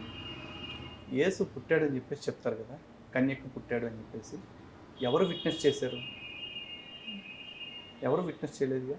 కానీ శ్రీకృష్ణుడి యొక్క పుట్టుక చూసుకుంటే శ్రీకృష్ణుడిగా పుట్టనే లేదు అసలు. భాగవతం చూసుకుంటే చతుర్భుజాలతోటి విష్ణుమూర్తిగా స్వయంగా పుట్టి ఎప్పుడైతే వసుదేవుడు దర్శనం చేసుకున్నారో ఆ తర్వాత వసుదేవుడు తన చేతుల్లోకి తీసుకున్న తర్వాత శ్రీకృష్ణుడి రూపానికి వచ్చారు ఆయన.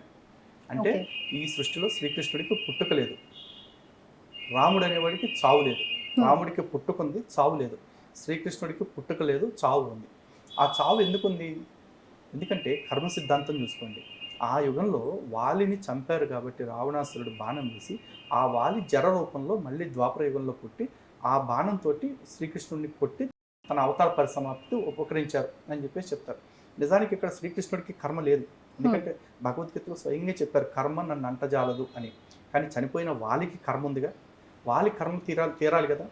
వాలి కర్మ తీరటం కోసం అని చెప్పేసి శ్రీకృష్ణుడు ఆ కర్మ ఫలితాన్ని అనుభవించారు. అయితే ఇక్కడ చాలా మంది అనుకోవచ్చు ఓ బాణం దెబ్బకు చచ్చిపోయాడు అని చెప్పి వాగుతారు.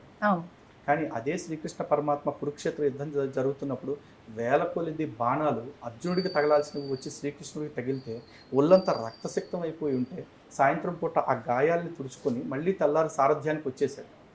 అంత తట్టుకున్న వజ్రదేహం అయింది. మరి ఒక బాణం దెబ్బకు తట్టుకోలేకపోయాడా? లేదుగా. పోనీ బాణం దెబ్బ కొట్టిన బోయేవాడు జర దగ్గరికి వచ్చేసేస్తే నీ అమ్మ కడుపు మాడ నన్నెట కొట్టేవారు త్రాష్టుడా పాపిస్తుడా అని బూతులు తెట్లేదు ఆయన. జర ఇది జరగాల్సి ఉన్నది, నా అవతార పరిసమాప్తి నీ చేతుల మీదుగా జరగాల్సి ఉంది కాబట్టి జరిగింది. ఇదిగో ఇంత గొప్ప కార్యాన్ని చేసిన నీకు తక్షణమే సుకృతవంతుల లోకాన్ని ప్రసాదిస్తున్నానని దివ్య రథాన్ని తెప్పించి అప్పటికప్పుడు సుకృతవంతుల లోకానికి పంపించారు. ఇందాక రాముల వారి అవతార పరిసమాప్తప్పుడు కూడా చెప్పేది కోట్ల కొలది విమానాలు వచ్చి వీళ్ళందరినీ కూడా సాయుధ్య లోకాలకి తీసుకువెళ్ళాయి కదా. మరి యేసుతో పాటు ఇద్దరు దొంగల్ని సిలువేశారు. అందులో ఒక దొంగడు యేసుని అడుగుతాడు, నువ్వు పెద్ద దేవుడిని పీగుడిగా నేను చెప్తున్నారు కదా, నువ్వు మమ్మల్ని కాపాడొచ్చు కదా అంటాడు. అనగానే పక్కన ఇంకో దొంగ ఏమంటాడంటే, అరే ఊరుకో, మనం అంటే తప్పు చేసి శిక్ష అనుకుంటున్నాం, ఆయన అన్యాయంగా శిక్ష చేశారు అంటున్నారు కదా, ఆయన ఏం అనమాకు నువ్వు అంటాడు. యేసు ఓహో అంటే నేను తప్పు చేయలేదు నువ్వు నమ్ముతున్నావా అంటాడు. నమ్ముతున్నా అంటాడు. అయితే ఇక నుంచి నువ్వు కూడా నాతో పాటు నా తండ్రి లోకంలో ఉంటావు అన్నాడు. మరి ఆయన్ని పరలోకానికి తీసుకెళ్ళినట్టు బైబిల్లో ఒక్క ప్రూఫ్ చూపించండి. ఆడనే కాదు, మొత్తం యేసు పరలోకానికి తీసుకెళ్ళిన 10 మంది పేర్లు బైబిల్లోంచి చూపించమనండి. యేసు తన సిలువేసి లేకపోతే సోలాలతో పొడిచి రోమన్ సైనికులు కొట్టారు కదా, వాళ్ళందరినీ క్షమించి పరలోకానికి తీసుకెళ్ళాడా? లేదుగా. మరి ఇక్కడ బాణం కొట్టిన బోయేవాడిని శ్రీకృష్ణ పరమాత్మ అప్పటికప్పుడు సుకృతవంతుల లోకానికి తీసుకెళ్ళాడు. అంటే స్వర్గాన్ని మోక్షాన్ని ఇవ్వగలిగే శక్తి రాముడికి కృష్ణుడికి ఉంది, మరి యేసుకు లేదుగా. యేసు స్వయంగా చెప్పాడు, నా అంతటా నేనుగా ఏమీనూ చేయలేను, నా తండ్రి చిత్తమును బట్టి తప్ప అని చెప్పేసి అన్నాడు. నువ్వు ఏమీ చేయలేనివాడివి, ఏమీ శాతగానివాడివి, మరి నువ్వే తోపు, నువ్వే పీకుడుగాడు అని చెప్పేసి నీ పేరుని అడ్డం పెట్టుకుని మా దేవుళ్ళని అవమానిస్తూ ఉంటే చేష్టలుడికి చూస్తూ కూర్చోటానికి మేమేమన్నా మీ దేవుళ్ళలాగా చేతులకు మేకులు కొట్టు కూర్చున్నామా? చెమడాలు చేతిలో పెడతాంగా. రైట్. అయితే సువార్త తెలియజేయడానికి వెళ్ళిన వాళ్ళ మీద అటాక్ ఎందుకు అని అంటున్నారు? ఫస్ట్ ఆఫ్ ఆల్ సువార్త అంటే ఏంటండి? బైబిల్లో దేవుడి యొక్క మంచి విత్తనాన్ని ఏం కాదు. అది మేమేమి ఎవరిని ప్రలోభపెట్టి కన్వర్ట్ అవ్వమని చెప్పట్లేదు. వాళ్ళకి దేవుడు నచ్చితే దేవుడి వైపు వస్తున్నారు అని అంటున్నారు. సువార్త అంటే 4 పాయింట్లే. యేసుక్రీస్తు అనే వ్యక్తి కన్యకకి పుట్టాడు. యేసుక్రీస్తు అనే వ్యక్తి తన మహిమలు చూపిస్తూ బోధలు చేశాడు. యేసుక్రీస్తు అనే వ్యక్తి శిలువ మరణం పొందాడు. యేసుక్రీస్తు అనే వ్యక్తి మరణించి 3వ దినాన లేచాడు. ఈ 4గిట్లని కలిపితేనే సువార్త అంటారు. ఈ 4గిట్లో ఏ ఒక్క లైన్ తీసేసినా దాన్ని సువార్త అంటారు, సగం వార్తే అంటారు. ఓకే, ఈ సువార్త వాడు చెప్పుకుంటే వీధుల్లో నాకు ఇష్యూ లేదు. కానీ నా హిందువుల దగ్గరికి వచ్చి మాక్సిమం అటాక్స్ అయితే అవుతున్నాయి అని అనేసి చూడండి. పుడితే వంశస్థుడు అవుతాడు. అసరథుడికి పుడితే వంశస్థుడు అవుతాడు. రాముడు, లక్ష్మణుడు, ఇంకా మిగిలిన ఇద్దరు తమ్ముళ్ళు వాళ్ళు అసలు ఈ వంశానికి పుట్టినోలే కాదు, భూతం వచ్చి పాయసం ఇస్తే పుట్టారు కాబట్టి వాళ్ళది సూర్యవంశం కానే కాదు. వీడు మరి నా రాముడు పుట్టకను అవమానిస్తున్నాడు. ఖాళీగా ఉన్న కన్యక కడుపు చేసిపోయి పుట్టించినోడు ఆ దేవుడిని అనుమానించట్లా, ఆ దేవుడి దెబ్బకి కన్యక పుట్టిన పుట్టుకనే అవమానించట్లా. మరి నా దేవుడిని అవమానిస్తున్నాడు. ఇదా సువార్త? బ్రహ్మ పని అయిపోయింది. బ్రహ్మ ఎంత నీచుడు, ఎంత భయంకరుడు అర్థమైంది. అరే మీ దేవుళ్ళకి మీకు సిగ్గు, లజ్జ, మానం, మర్యాద, నీతి, న్యాయం ఏముండదా? మీ దేవుళ్ళు తన్నండి వెళ్ళి, ఒరే బ్రహ్మ ఇదేం పండ్రని అడగండి వెళ్ళి. మరి ఖాళీగా ఉన్న కన్యక కడుపు చేసిపోయిన తంతాడాయుడు అక్కడ ఎక్కడ కూడా వాళ్ళు యేసుప్రభు గురించి ఎందుకు మాట్లాడట్లేదు? వీటి గురించి చెప్పుకోవడానికి ఏముందండి? ఆయన పుట్టాడు, తిరిగాడు, పోయాడు, మళ్ళీ లేచాడు, లేచి వెళ్ళిపోయాడు. ఇదే కదా. ఒకే సోది 1000 పేజీల్లో రాసుకున్నారు. 1000 పేజీలు గట్టిగా చదివితే 10 రోజులు చదువుతారు, లేకపోతే 20 రోజులు చదువుతారు, లేకపోతే గట్టిగా చదువుతారు 4 రోజులు చదువుతారు. 4 రోజులు చెప్పుకోవటానికి 4 రోజుల తర్వాత ఏం లేదుగా. అందుకని హిందూ గ్రంథాల గురించి పడతా ఉంటారు అనమాట. చాలా మంది పొడిద్దలు ఏమంటారంటే ఆకారాలు కనిపించింది తిన్నా ఏమీ అవదండి అని తినేయడం మొదలెట్టారు. ఎక్స్ట్రీమ్ బ్యాచ్ అనమాట. నేను అడుగుతున్నాను, ఆకారాలు కనిపించింది తిన్న ఏమవుతాడు గాడిద? ఏమవుతాడు కదా. ఆకారాలు వెనకాల ఏముందో తెలుసా? చెప్పు. దెయ్యం ఉంది. విగ్రహాల వెనకాల ఆకారం అంటే ఓకే, విగ్రహాల వెనకాల దెయ్యం ఉందన్నాడు. సచ్చిలేసినోడిని కదండి దెయ్యం అంటారు. చక్కకాలాడే శవాన్ని పూజ చేసేవాడు ఒకడు, పెట్లో పడుకునే శవాన్ని పూజ చేసేవాడు ఇంకొకడు. వీళ్ళందరూ మత ప్రచారం పేరుతో మా దేవుళ్ళని అవమానిస్తూ ఉంటే మరి సువార్త పేరుతో వచ్చారంటారేంటి? మా దేవుళ్ళని అవమానించడానికి వచ్చిన వాళ్ళని కొడుతున్నారు, సువార్త పేరుతో వచ్చినోడిని కాదు. మళ్ళీ చెప్తున్నా, మన మీడియా వేదికగానే చెప్తున్నా, హిందూ దేవుళ్ళని అవమానిస్తే ఎవరినైనా సరే ఎరక్కొట్టేయండి. పబ్లిక్ స్టేట్మెంట్ ఇస్తున్నారు, మీరు మళ్ళీ ఒకసారి ఆలోచించుకోండి. నాకు కోర్టులో న్యాయం జరగట్లా, పోలీస్ స్టేషన్లో నాకు న్యాయం జరగట్లా. వాళ్ళు ఏమంటారు, మీరు కంప్లైంట్ ఇవ్వండి అంటారు. అంటే ఒక ముఖ్యమంత్రిని తిడితే మీరు సుమోటోగా కేసు పెడుతున్నారుగా, ఒక మంత్రిని ప్రతిపక్ష నాయకుడు ఎవరైనా తిడితే సుమోటోలుగా కేసులు పెడుతున్నారుగా. మరి ఈ దేశపు రాజ్యాంగంలో ఉన్న రాముణ్ణి, కృష్ణుణ్ణి, శివుణ్ణి, 3 రాజ్యాంగంలో ఉన్నారు, వాళ్ళని తిడతంటే సుమోటోగా మీరు ఎందుకు కేసులు పెట్టట్లా? మీరు పెట్టినప్పుడు నేను మీ చుట్టూ తిరిగి మాకు న్యాయం చేయండి, మా దేవుడు పరువు కాపాడండి అని అడుక్కోవాలా? ఇంకా ఉన్నాయండి దరిద్రాలు. నేను అంతగా ప్రేమించి ఈ లోక దేవతలన్నీ ఆయన ముందరా, ఈ లోక దేవతలన్నీ ఆయన ముందరా, ఈ లోక దేవతలన్నీ ఆయన ముందరా. అంటే సాగిలపడి నమస్కరించి గడగడలాడు, సాగిలపడి నమస్కరించి గడగడలాడు. యేసు దెబ్బకంట ఈ లోకంలో ఉన్న దేవతలన్నీ ఆయన ముందు సాగిలపడి గడగడలాడుతున్నాయంట. ఆ యేసు పేరు చెప్తే నేను నా పైన ఎంటికలు కింద ఎంటికలు ఎయ్యి వనకు, దేవుళ్ళు వణుకుతున్నారని చెప్పేసి పాటలు పడుతున్నాడు వీడు. మరి మండదా ఈ చూపించుకుంటూ వెళ్తే ఉన్నాయండి. అయితే కొడతామంటే ఊరికే కొట్టరు. ఇట్లాంటి లంగ మాటలను లత్కోరి మాటలు పిచ్చి పాటలు పాడుతూ ఉంటే కొడతారు. తన్నించుకునేలాగా మాట్లాడుతుంది వాళ్ళు, తన్నించుకునేలాగా పాటలు పాడుతుంది వాళ్ళు. అలాగ తన్నిన తర్వాత మమ్మల్ని దంతున్నారు అంటే తిన్నగా ఎవడు పని ఆడు చేసుకుంటే ఏముండదు కదా. పైగా ఈ పోరంబాబు గాడు, అజయ్ బాబు గాడు దేవుని ఎప్పుడొస్తాను గుడికి పెడితే చంపేస్తా అంటాడు. ఆడు గట్టిగా బోరింగ్ పంపు కూడా కొట్టలేడు. ఆడు సావట ఆడు మనుషులు కొడతాడా? 80% హిందువులు తలుచుకుంటే 20% మిగతా వాళ్ళు ఎవరు ఉండరు అన్న దాంట్లో ఆయన అడిగేది ఏంటంటే మిగతా 20% ఎవరు? ముస్లింలు, క్రిస్టియన్స్. వాళ్ళని ఎందుకని అట్లా అన్టచబిలిటీ అని లేకపోతే డిస్క్రిమినేట్ చేసి చూస్తున్నారు, మేము ఎందుకు పనికిరామా, ఏంటి మీ యొక్క అహంభావం ఏంటి అని అనేసి అని అంటూ ఉన్నారు. అంటే ఇది ఒక సభలో ఒక పెద్ద ఆయన మాట్లాడారు అని చెప్పేసి ఆయన పాయింట్అవుట్ చేసి దీన్ని క్వశ్చన్ చేస్తూ ఉన్నారు. 100% అంటరాని వాళ్ళేగా హిందూస్ కానీ మిగతా వాళ్ళందరూ అంటరాని వాళ్ళే. మళ్ళీ స్టేట్మెంట్ని బలపరుస్తున్నాను నేను. ఆడు అన్నాడు కదా ఈ స్టేట్మెంట్ ఇచ్చిన నేను కొట్టేస్తా అన్నాడు కదా. నేను అన్నాను రా కొడక నువ్వు రా. ఎందుకు అంటరాని వాళ్ళు అంటే ఆ 20% మంది నా విగ్రహాలని ఒప్పుకోరు, నా బహుదేవతలను ఒప్పుకోరు, నా బహుదేవతారాధనను ఒప్పుకోరు, నా ఆలయంలో పెట్టిన ప్రసాదాలని పెడతానంటే ఒప్పుకోరు. అంటే నా ఆరాధన, నా అర్చనలు, నా నైవేద్యాలు నీకు అంటరాని అయినప్పుడు, నువ్వు గౌరవించరాని అయినప్పుడు, నీకు గౌరవించే సంస్కారం లేనప్పుడు 100% నువ్వు నాకు అన్టచబుల్వే. కానీ వీడు దాన్ని దళితు, బీసీ అని చెప్పేసి చెప్తున్నాడు. ఈరోజు చెప్తున్నా, హిందువులు అంటే సనాతన ధర్మాన్ని పాటించేవాడు ఏ కులమైనా సరే మా సోదరుడే. వాళ్ళని మేము గుండెల్లో పెట్టుకు చూసుకుంటాం, నెత్తిన పెట్టుకు చూసుకుంటాం, ముట్టుకోటి వెంటరా కౌగులించుకుంటాం, మా పక్కన కూర్చోబెట్టుకుని సహపక్తి భోజనాలు కూడా చేస్తాం. గురువు గారు అని సంబోధిస్తారు అని అంటారు. ప్రతి ఒక్కళ్ళని గురువు గారు అని సంబోధిస్తారు ఎందుకు అని? ఎవరినైనా సరే మీ దాకా వస్తే గనక మీరు గురువు గారు అని సంబోధిస్తారు. అవసరమా అలా సంబోధించడం అని? సనాతన ధర్మంలో గొప్ప విషయం ఏంటంటే శంకరాచార్యులు వారు చేసిన మనీషా పంచకంలో ఒక మాట చెప్పారు, చండాలోస్తు ద్విజోస్తు గురు రిత్యేష మనీషా మమ అన్నారు. అంటే నాకు ఒక విషయాన్ని నేర్పేవాడు, అది ఏ విషయమైనా కావాలి. కొన్ని మంచి నేర్పుతారు, కొందరు చెడు నేర్పుతారు. చెడు నేర్చుకున్నప్పుడు ఓహో ఇలాంటి పనులు మనం చేయకూడదన్నమాట అని నేర్చుకుంటాం. మంచి నేర్చుకున్నప్పుడు ఓకే బతికితే ఇలా బతకాలన్నమాట అని నేర్చుకుంటాం. అటువంటి మంచి నేర్పినా చెడు నేర్పినా ప్రతివాడు మాకు గురువే. అందులో చండాలుడైనా ద్విజుడు అంటే బ్రాహ్మణుడైనా సరే ఎవరైనా మాకు గురువుతో సమానమే. అంతేగాని ఈ కులంలో పుట్టినోడు మాకు అంటరానోడు, ఈ కులంలో పుట్టినోడు మాకు కావాల్సినోడు అని ఎప్పుడూ లేదు సనాతన ధర్మంలో. సనాతన ధర్మంలో మనం ఇంకొకటి దగ్గర ఏదైనా విషయం నేర్చుకుంటున్నాము అంటే వాడు ఏ కులపోడైనా సరే మనకి గురువుతో సమానమని చెప్తున్నారు. మేము గౌరవించుకుంటాం, అది మా సంస్కారం కదా. కానీ వీడు దాన్ని ఎట్లా ట్విస్ట్ చేశాడు? ఆయన 20% అంటరాని వాళ్ళు అన్న మాటని వాళ్ళు అంటరాని వాళ్ళుగా చూస్తుంది. ఫస్ట్ మమ్మల్ని నేను ప్రసాదం పెడతానండి, ఆ 20%లో వాళ్ళ దగ్గరికి వెళ్ళిపోయి తింటారా? ఈ గాడి తింటాడా? పోనీ ఆ 20% వాడి దగ్గరికి వాడిని పిలిచి నా గుళ్ళోకి తీసుకొచ్చి మా దేవుని కూడా నమస్కరించరా బాబు, గౌరవించు అని చెప్పేసి అడుగుతా, చేస్తాడా? రాడు. కానీ చాలామంది హిందువులు మీకు తెలుసో లేదో సెమీ క్రిస్మస్ వేడుకలకు వెళ్తారు, చర్చిలకు వెళ్తారు కదా. మరి మనం వాడి దగ్గరికి వెళ్తాం కానీ వాడు మన దగ్గరికి రావట్లేదు. ఎవడిని అన్టచబుల్గా చూస్తున్నాడు.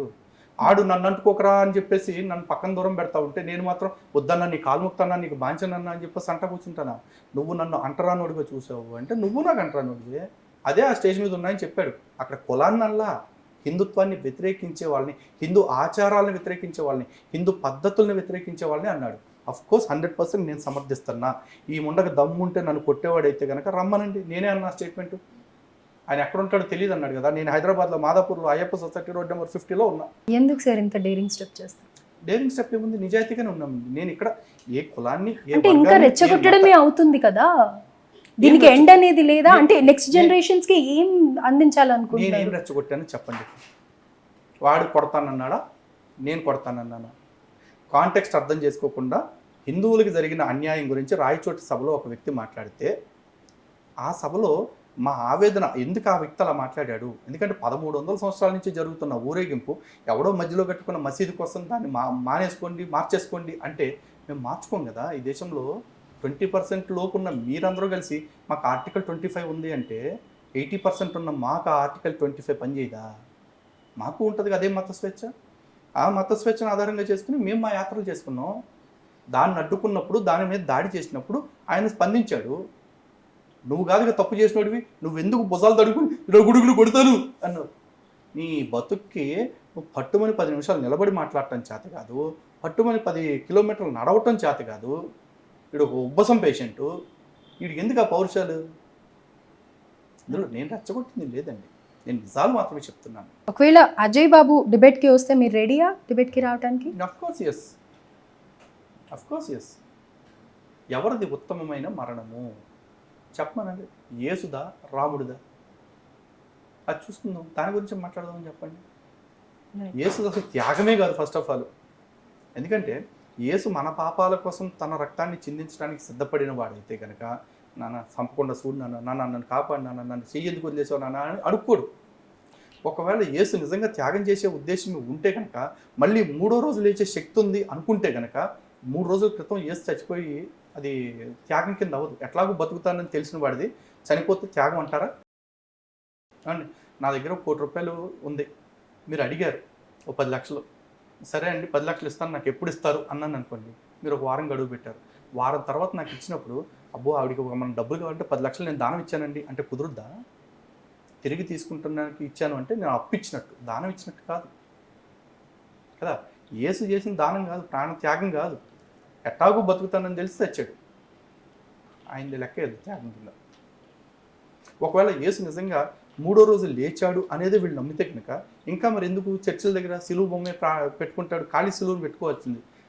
ఇజ్రాయెల్లో సమాధి ఉంది కదా, దాని మీద రాస్తారు ఆయన ఇక్కడ లేడు అని చెప్పేసి. ఎందుకంటే 3వ రోజు లేచి వెళ్ళిపోయాడు కాబట్టి. మరి ప్రచారం చేసుకోవటానికి మాత్రం సిలువు మీద ఎలాడుతున్నట్టు ఎందుకు పెడతారు? ఇంకా అంటే సానుభూతి క్రియేట్ చేయడానికి డ్రామాలా? ఆయనకి ఇంకొక పెద్ద డౌట్ ఏంటంటే, భూమి మీద బతికిన మనుషులది ఫస్ట్ సింధు నాగరికత అనేది ఆర్కియాలజీ డిపార్ట్మెంట్ వాళ్ళే చెప్పారు.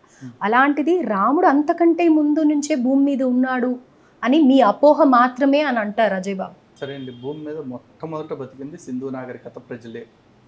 దీన్ని కూడా కాసేపు ఆడు ఒప్పుకుంటే, ఎక్కడో పర్షియాలో ఏదైనా తోటలో అవ్వ ఆదాములు పుట్టారనే గాలి మాట కొట్టిపారేయాలి ఫస్ట్. ఆడి పుస్తకాన్ని, ఆడి మతాన్ని కాపాడుకునే మాటలు మాట్లాడుకుని మాట సావమనండి, ఇవన్నీ ఆడికి ఎందుకు? ఆర్కియాలజిస్టులు చాలా చెప్తారు. ఎందుకంటే చాలామంది ఆర్కియాలజిస్టులు, ఈవెన్ భారతదేశపు చరిత్ర మీద రీసెర్చ్ చేసిన వాళ్ళందరూ కూడా మొట్టమొదట బ్రిటిషర్సే. ప్రాబ్లం ఏంటంటే భారతదేశంలో ఏ రోజు కూడా మన పూర్వీకుల యొక్క అవశేషాలని దాచుకునే అలవాటు లేదు, ఇప్పటికీ లేదు.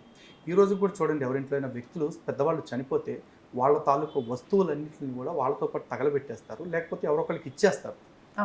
ఎందుకంటే వాళ్ళ జ్ఞాపకాలు ఉంటే మనం ఇంకా ఇంకా వెంటబడి బాధిస్తూ ఉంటాయి అని చెప్పేసి. సో ఫస్ట్ నుంచి ఇక్కడ కూడా చరిత్రను రాసుకోవటం, చరిత్రను దాచుకోవటం అనేది లేదు. ఈరోజు నా ఛత్రపతి శివాజీ మహారాజ్ చరిత్ర మీకు కనపడదు, రాణా ప్రతాప్ చరిత్ర మీకు కనపడదు, అలాగే లలితాదిత్య చరిత్ర మీకు కనపడదు, దాహిర్ చరిత్ర మీకు కనపడదు. ఎందుకు కనపడదు అంటే, మన దేశపు రాజులు ఎవరు కూడా చరిత్ర మమ్మల్ని గుర్తుపెట్టుకోవాలి అనే స్థాయిలో వాళ్ళ ఆశలు లేవు, వాళ్ళ కోరికలు లేవు. కానీ గుర్తుపెట్టుకోండి, బాబర్కి తన ఆటోబయోగ్రఫీ ఎవరు రాశారండి? బాబరే రాసుకున్నాడు, బాబర్ నామా అని చెప్పేసి. అక్బర్ చరిత్ర, అక్బర్ చరిత్ర రాసిన వ్యక్తి ఒక అతను ఉన్నాడు కదా, అక్బర్ నామా రాశాడు. అతను ముస్లిం, అతను అక్బర్ కోర్టులో పనిచేశాడు, అతను రాసింది. తర్వాత షాజహాన్ చరిత్ర, వీళ్ళందరూ చరిత్రలు రాపించుకున్నారు పనిగట్టుకుని, షాజహాన్ నామా, అక్బర్ నామా అని చెప్పేసి. వాళ్ళు రాపించుకున్న చరిత్రలో వాళ్ళని వాళ్ళు హీరోలుగా చూపించుకోకుండా వాళ్ళు చేసిన యదప్పలు ఎవడన్నా రాసుకుంటాడు? ఒక సామెత ఉంది ఆఫ్రికాలో, ఎప్పటి వరకు అయితే సింహాలు తమ చరిత్రను రాసుకోవో అప్పటి వరకు వేటగాడే హీరోగా కనపడతాడు. ఈరోజు భారతదేశం బతుకు కూడా అంతే. మన వాళ్ళు ఎవరు కూడా చరిత్రలు రాసుకోకపోవడంతో ఆ తురకలు ఎవరైతే పర్షియా నుంచి, మంగోల్ నుంచి, లేకపోతే అటు అరబ్ దేశాల నుంచి వచ్చారో వాళ్ళు చేసిందే నీతి, వాళ్ళు చేసిందే ధర్మం అన్నట్టుగా ఇప్పటికీ ప్రచారం అవుతుంది. నిన్న మొన్న చావా సినిమాని చూడండి, సంభాజీ మహారాజు ఒక ఉమనైజరు, లేకపోతే ఇంకోటి అంటున్నారు. నిజంగా సంభాజీ మహారాజు ఉమనైజర్ అయితే ఔరంగజేబు గారు 4 అందగత్తెల్ని అరేసేవాడు. పక్కలేటు అన్న కొత్త కాదు కదా. ఆల్రెడీ ఛత్రపతి శివాజీ మహారాజ్కి తన కూతుర్ని అరేసాడు. చరిత్ర చెప్తున్న మాట ఇది. పోనీ సంభాజీ మహారాజు ఎవరి పెంపకంలో పెరిగాడు? చిన్నప్పుడే తన తల్లి చనిపోతే తను జీజాబాయి పెంపకంలో పెరిగాడు. అదే జీజాబాయి పెంపకంలో పెరిగిన శివాజీ ఛత్రపతి అయినప్పుడు అదే జీజాబాయి పెంపకంలో పెరిగిన సంభాజీ ధర్మవీరు అవ్వడా? సంభాజీ మాత్రం ఉమనేశ్వర్ అవుతాడా? ఈ మధ్యకాలంలో వచ్చిన ఇలాంటి చరిత్రల్ని ఇంత దారుణంగా వక్రీకరించి అందించిన వీళ్ళు మన పూర్వీకుల చరిత్ర, మన పౌరాణిక పురాణ పురుషుల యొక్క చరిత్రని మనకు సవ్యంగా అందనిస్తారా? ఎప్పటి నుంచో భారతదేశపు చరిత్ర అవశేషాలని తుడిచిపెట్టేటువంటి ఒక యజ్ఞంలాగా చేశారు వాళ్ళంతా పాశ్చాత్యులు. అందుకు ఈరోజు రామాయణానికి భారతానికి సంబంధించిన అవశేషాలు ఆధారాలు మనకు దొరకట్లేదు తప్ప చరిత్రలో జరక్క కాదు. రైట్. అయితే లాస్ట్గా జోహార్ శ్రీరామ అన్న టైటిల్ పెట్టాను, షార్ట్ ఫిలిం తీశాను, రిలీజ్ కూడా చేస్తాను నేను. మీరు సినిమా చూశాక, మీరు ఆ షార్ట్ ఫిలిం చూశాక మాట్లాడండి. అసలు ట్విస్ట్ వదిలేస్తున్నారు. రేపు వాడు వీడియో పెడతాడు, నేను జోహార్ శ్రీరామ అని షార్ట్ ఫిలిం తీస్తున్నాను, దీనికి నాకు డబ్బులు కావాలి, కెమెరా కొట్టడానికి డబ్బులు కావాలి, దానికి తిరగడానికి డబ్బులు కావాలి, కాబట్టి నాకు ముష్టి పంపండి అని ఫోన్పే పెట్టి అడుక్కోవాలి ఫస్ట్. ఇది ఒక 4 రోజులు అడుక్కుంటాడు. నెల తర్వాత నాకు షార్ట్ ఫిలింకి సుమారు 1 కోటి రూపాయలు కావాలంటే ఓన్లీ 1,00,000 రూపాయలే వచ్చినాయి, కాబట్టి షార్ట్ ఫిలిం చేయట్లేదు అంటాడు. ఇదే గబ్బుగడి బతుకు. ఇంతకు మించి ఏమైనా జరుగుద్దేమో చూడండి. అంటే సినిమా మొత్తం ఆయన రిలీజ్ చేసే వరకు వెయిట్ చేయాలంటారా, లేకపోతే కనుక అసలు ఈ టైటిల్ జోహార్ శ్రీరామ్ అని తీయనివ్వండి, వెంటనే యేసుక్రీస్తు అమర్ పోస్టర్ రిలీజ్ చేశాడు కదా, పోస్టర్ రిలీజ్ చేశాడు, చేసుకుంటాడండి. పోస్టర్కి ఏముంది, ఫోటోషాప్లో చెప్పి ఇప్పుడు నేను రిలీజ్ చేస్తాను గంటలో. ఓకే. యేసుక్రీస్తు 4 ఫాదర్స్ గురించి కూడా నేను సినిమా తీస్తాను, జీసస్ 4 ఫాదర్స్ అని చెప్పేసి. 4 ఫాదర్స్ అంటే పూర్వీకులు కాదు, యేసుక్రీస్తుకున్న 4 తండ్రుల గురించి. ఓకే. దాని మీద కూడా షార్ట్ ఫిల్మ్ తీస్తా. ఓకే. యేసు పుట్టినట్లుగా 4 కథనాలు ఉన్నాయి. ఏది ఈ పరిశుద్ధాత్మ కాకుండా.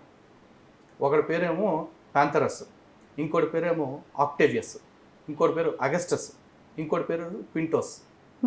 4 వ్యక్తులు. ఈ 4 వ్యక్తులతో మేరీ యేసుని కనింది అని చెప్పేసి మనకి కొన్ని స్టోరీస్ అందుబాటులో ఉన్నాయి గూగుల్లోనే. వాళ్ళు రాసిన వాళ్ళందరూ కూడా హిస్టోరియన్స్.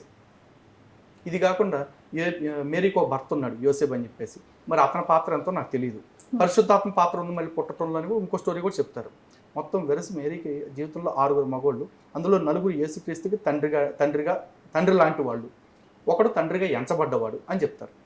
సో ఈ నిజాలన్నీ ఏంటి అనేది అప్పుడు షార్ట్ ఫిల్మ్ నేను కూడా తీస్తాను. నాకేం చేతగానే షార్ట్ ఫిల్మ్ తీస్తాను, నాకు చేత అవుద్ది. ఆడు జోహార్ శ్రీరామ్ అని తింటే జీసస్ 4 ఫాదర్స్ అని టైటిల్ పెడతా, ఇదే టైటిల్. రైట్. సో ఎక్కడ చూసినా కానీ క్రైస్తవుల మీద అనేక దాడులు హిందువులు చేస్తూ ఉన్నారు. దీన్ని ఎందుకు ఇలా మైనారిటీలకు రక్షణ లేదని సన్నాస్ అంటున్నాడు. ఈ దేశంలో మైనారిటీలు ఎవరండి? ముస్లింలు, క్రైస్తవులు ఇద్దరైనా? బౌద్ధులు, జైనులు, సిక్కులు, పార్సీలు వీళ్ళు కూడా మైనారిటీలే కదా. ఈ దేశంలో ఈ దేశాభివృద్ధికి క్రైస్తవుల యొక్క షేర్ ఎంత, ముస్లింల యొక్క షేర్ ఎంత అనేది పక్కన పెట్టేద్దాం, ఎందుకంటే చాలా స్వల్పంగా కనపడదు. కానీ మెజారిటీ వీళ్ళదే ఎక్కువ. ఈ దేశంలో అతి తక్కువ జనాభా ఉన్నది ఎవరో తెలుసా? పార్సీలు, జైన్లు. ఓకే. ఈ రోజున ఈ దేశ హోంమంత్రి అమిత్ షా ఒక జైన్, తన మైనారిటీనే కదా. ఈ దేశపు అత్యున్నత పదవుల్లో ఒకటైన పదవిని 10 ఏళ్ళుగా ఆయన అనుభవిస్తున్నారు కదా. అదేంటి, ఒక మైనారిటీ వ్యక్తికి అంత పెద్ద హోదా ఎందుకు వచ్చింది? వాళ్ళకేం కష్టంగా లేదు కదా. ఈ దేశంలో అత్యంత సంపన్నుడు ఎవరు అంటే అదాని. అదాని ఈజ్ ఎ జైన్, తను హిందువు కాదు. ఈ దేశంలోకెల్లా అందరికంటే ధనవంతుడు ఆయన. మరి అంత గొప్ప ధనవంతుడు ఒక మైనారిటీ వ్యక్తి ఎలా ఉంటాడు, అతను ఎదగటానికి వీల్లేదు అని ఈ దేశపు మెజారిటీలు అతని మీద ఉన్న విషయం కక్కారా?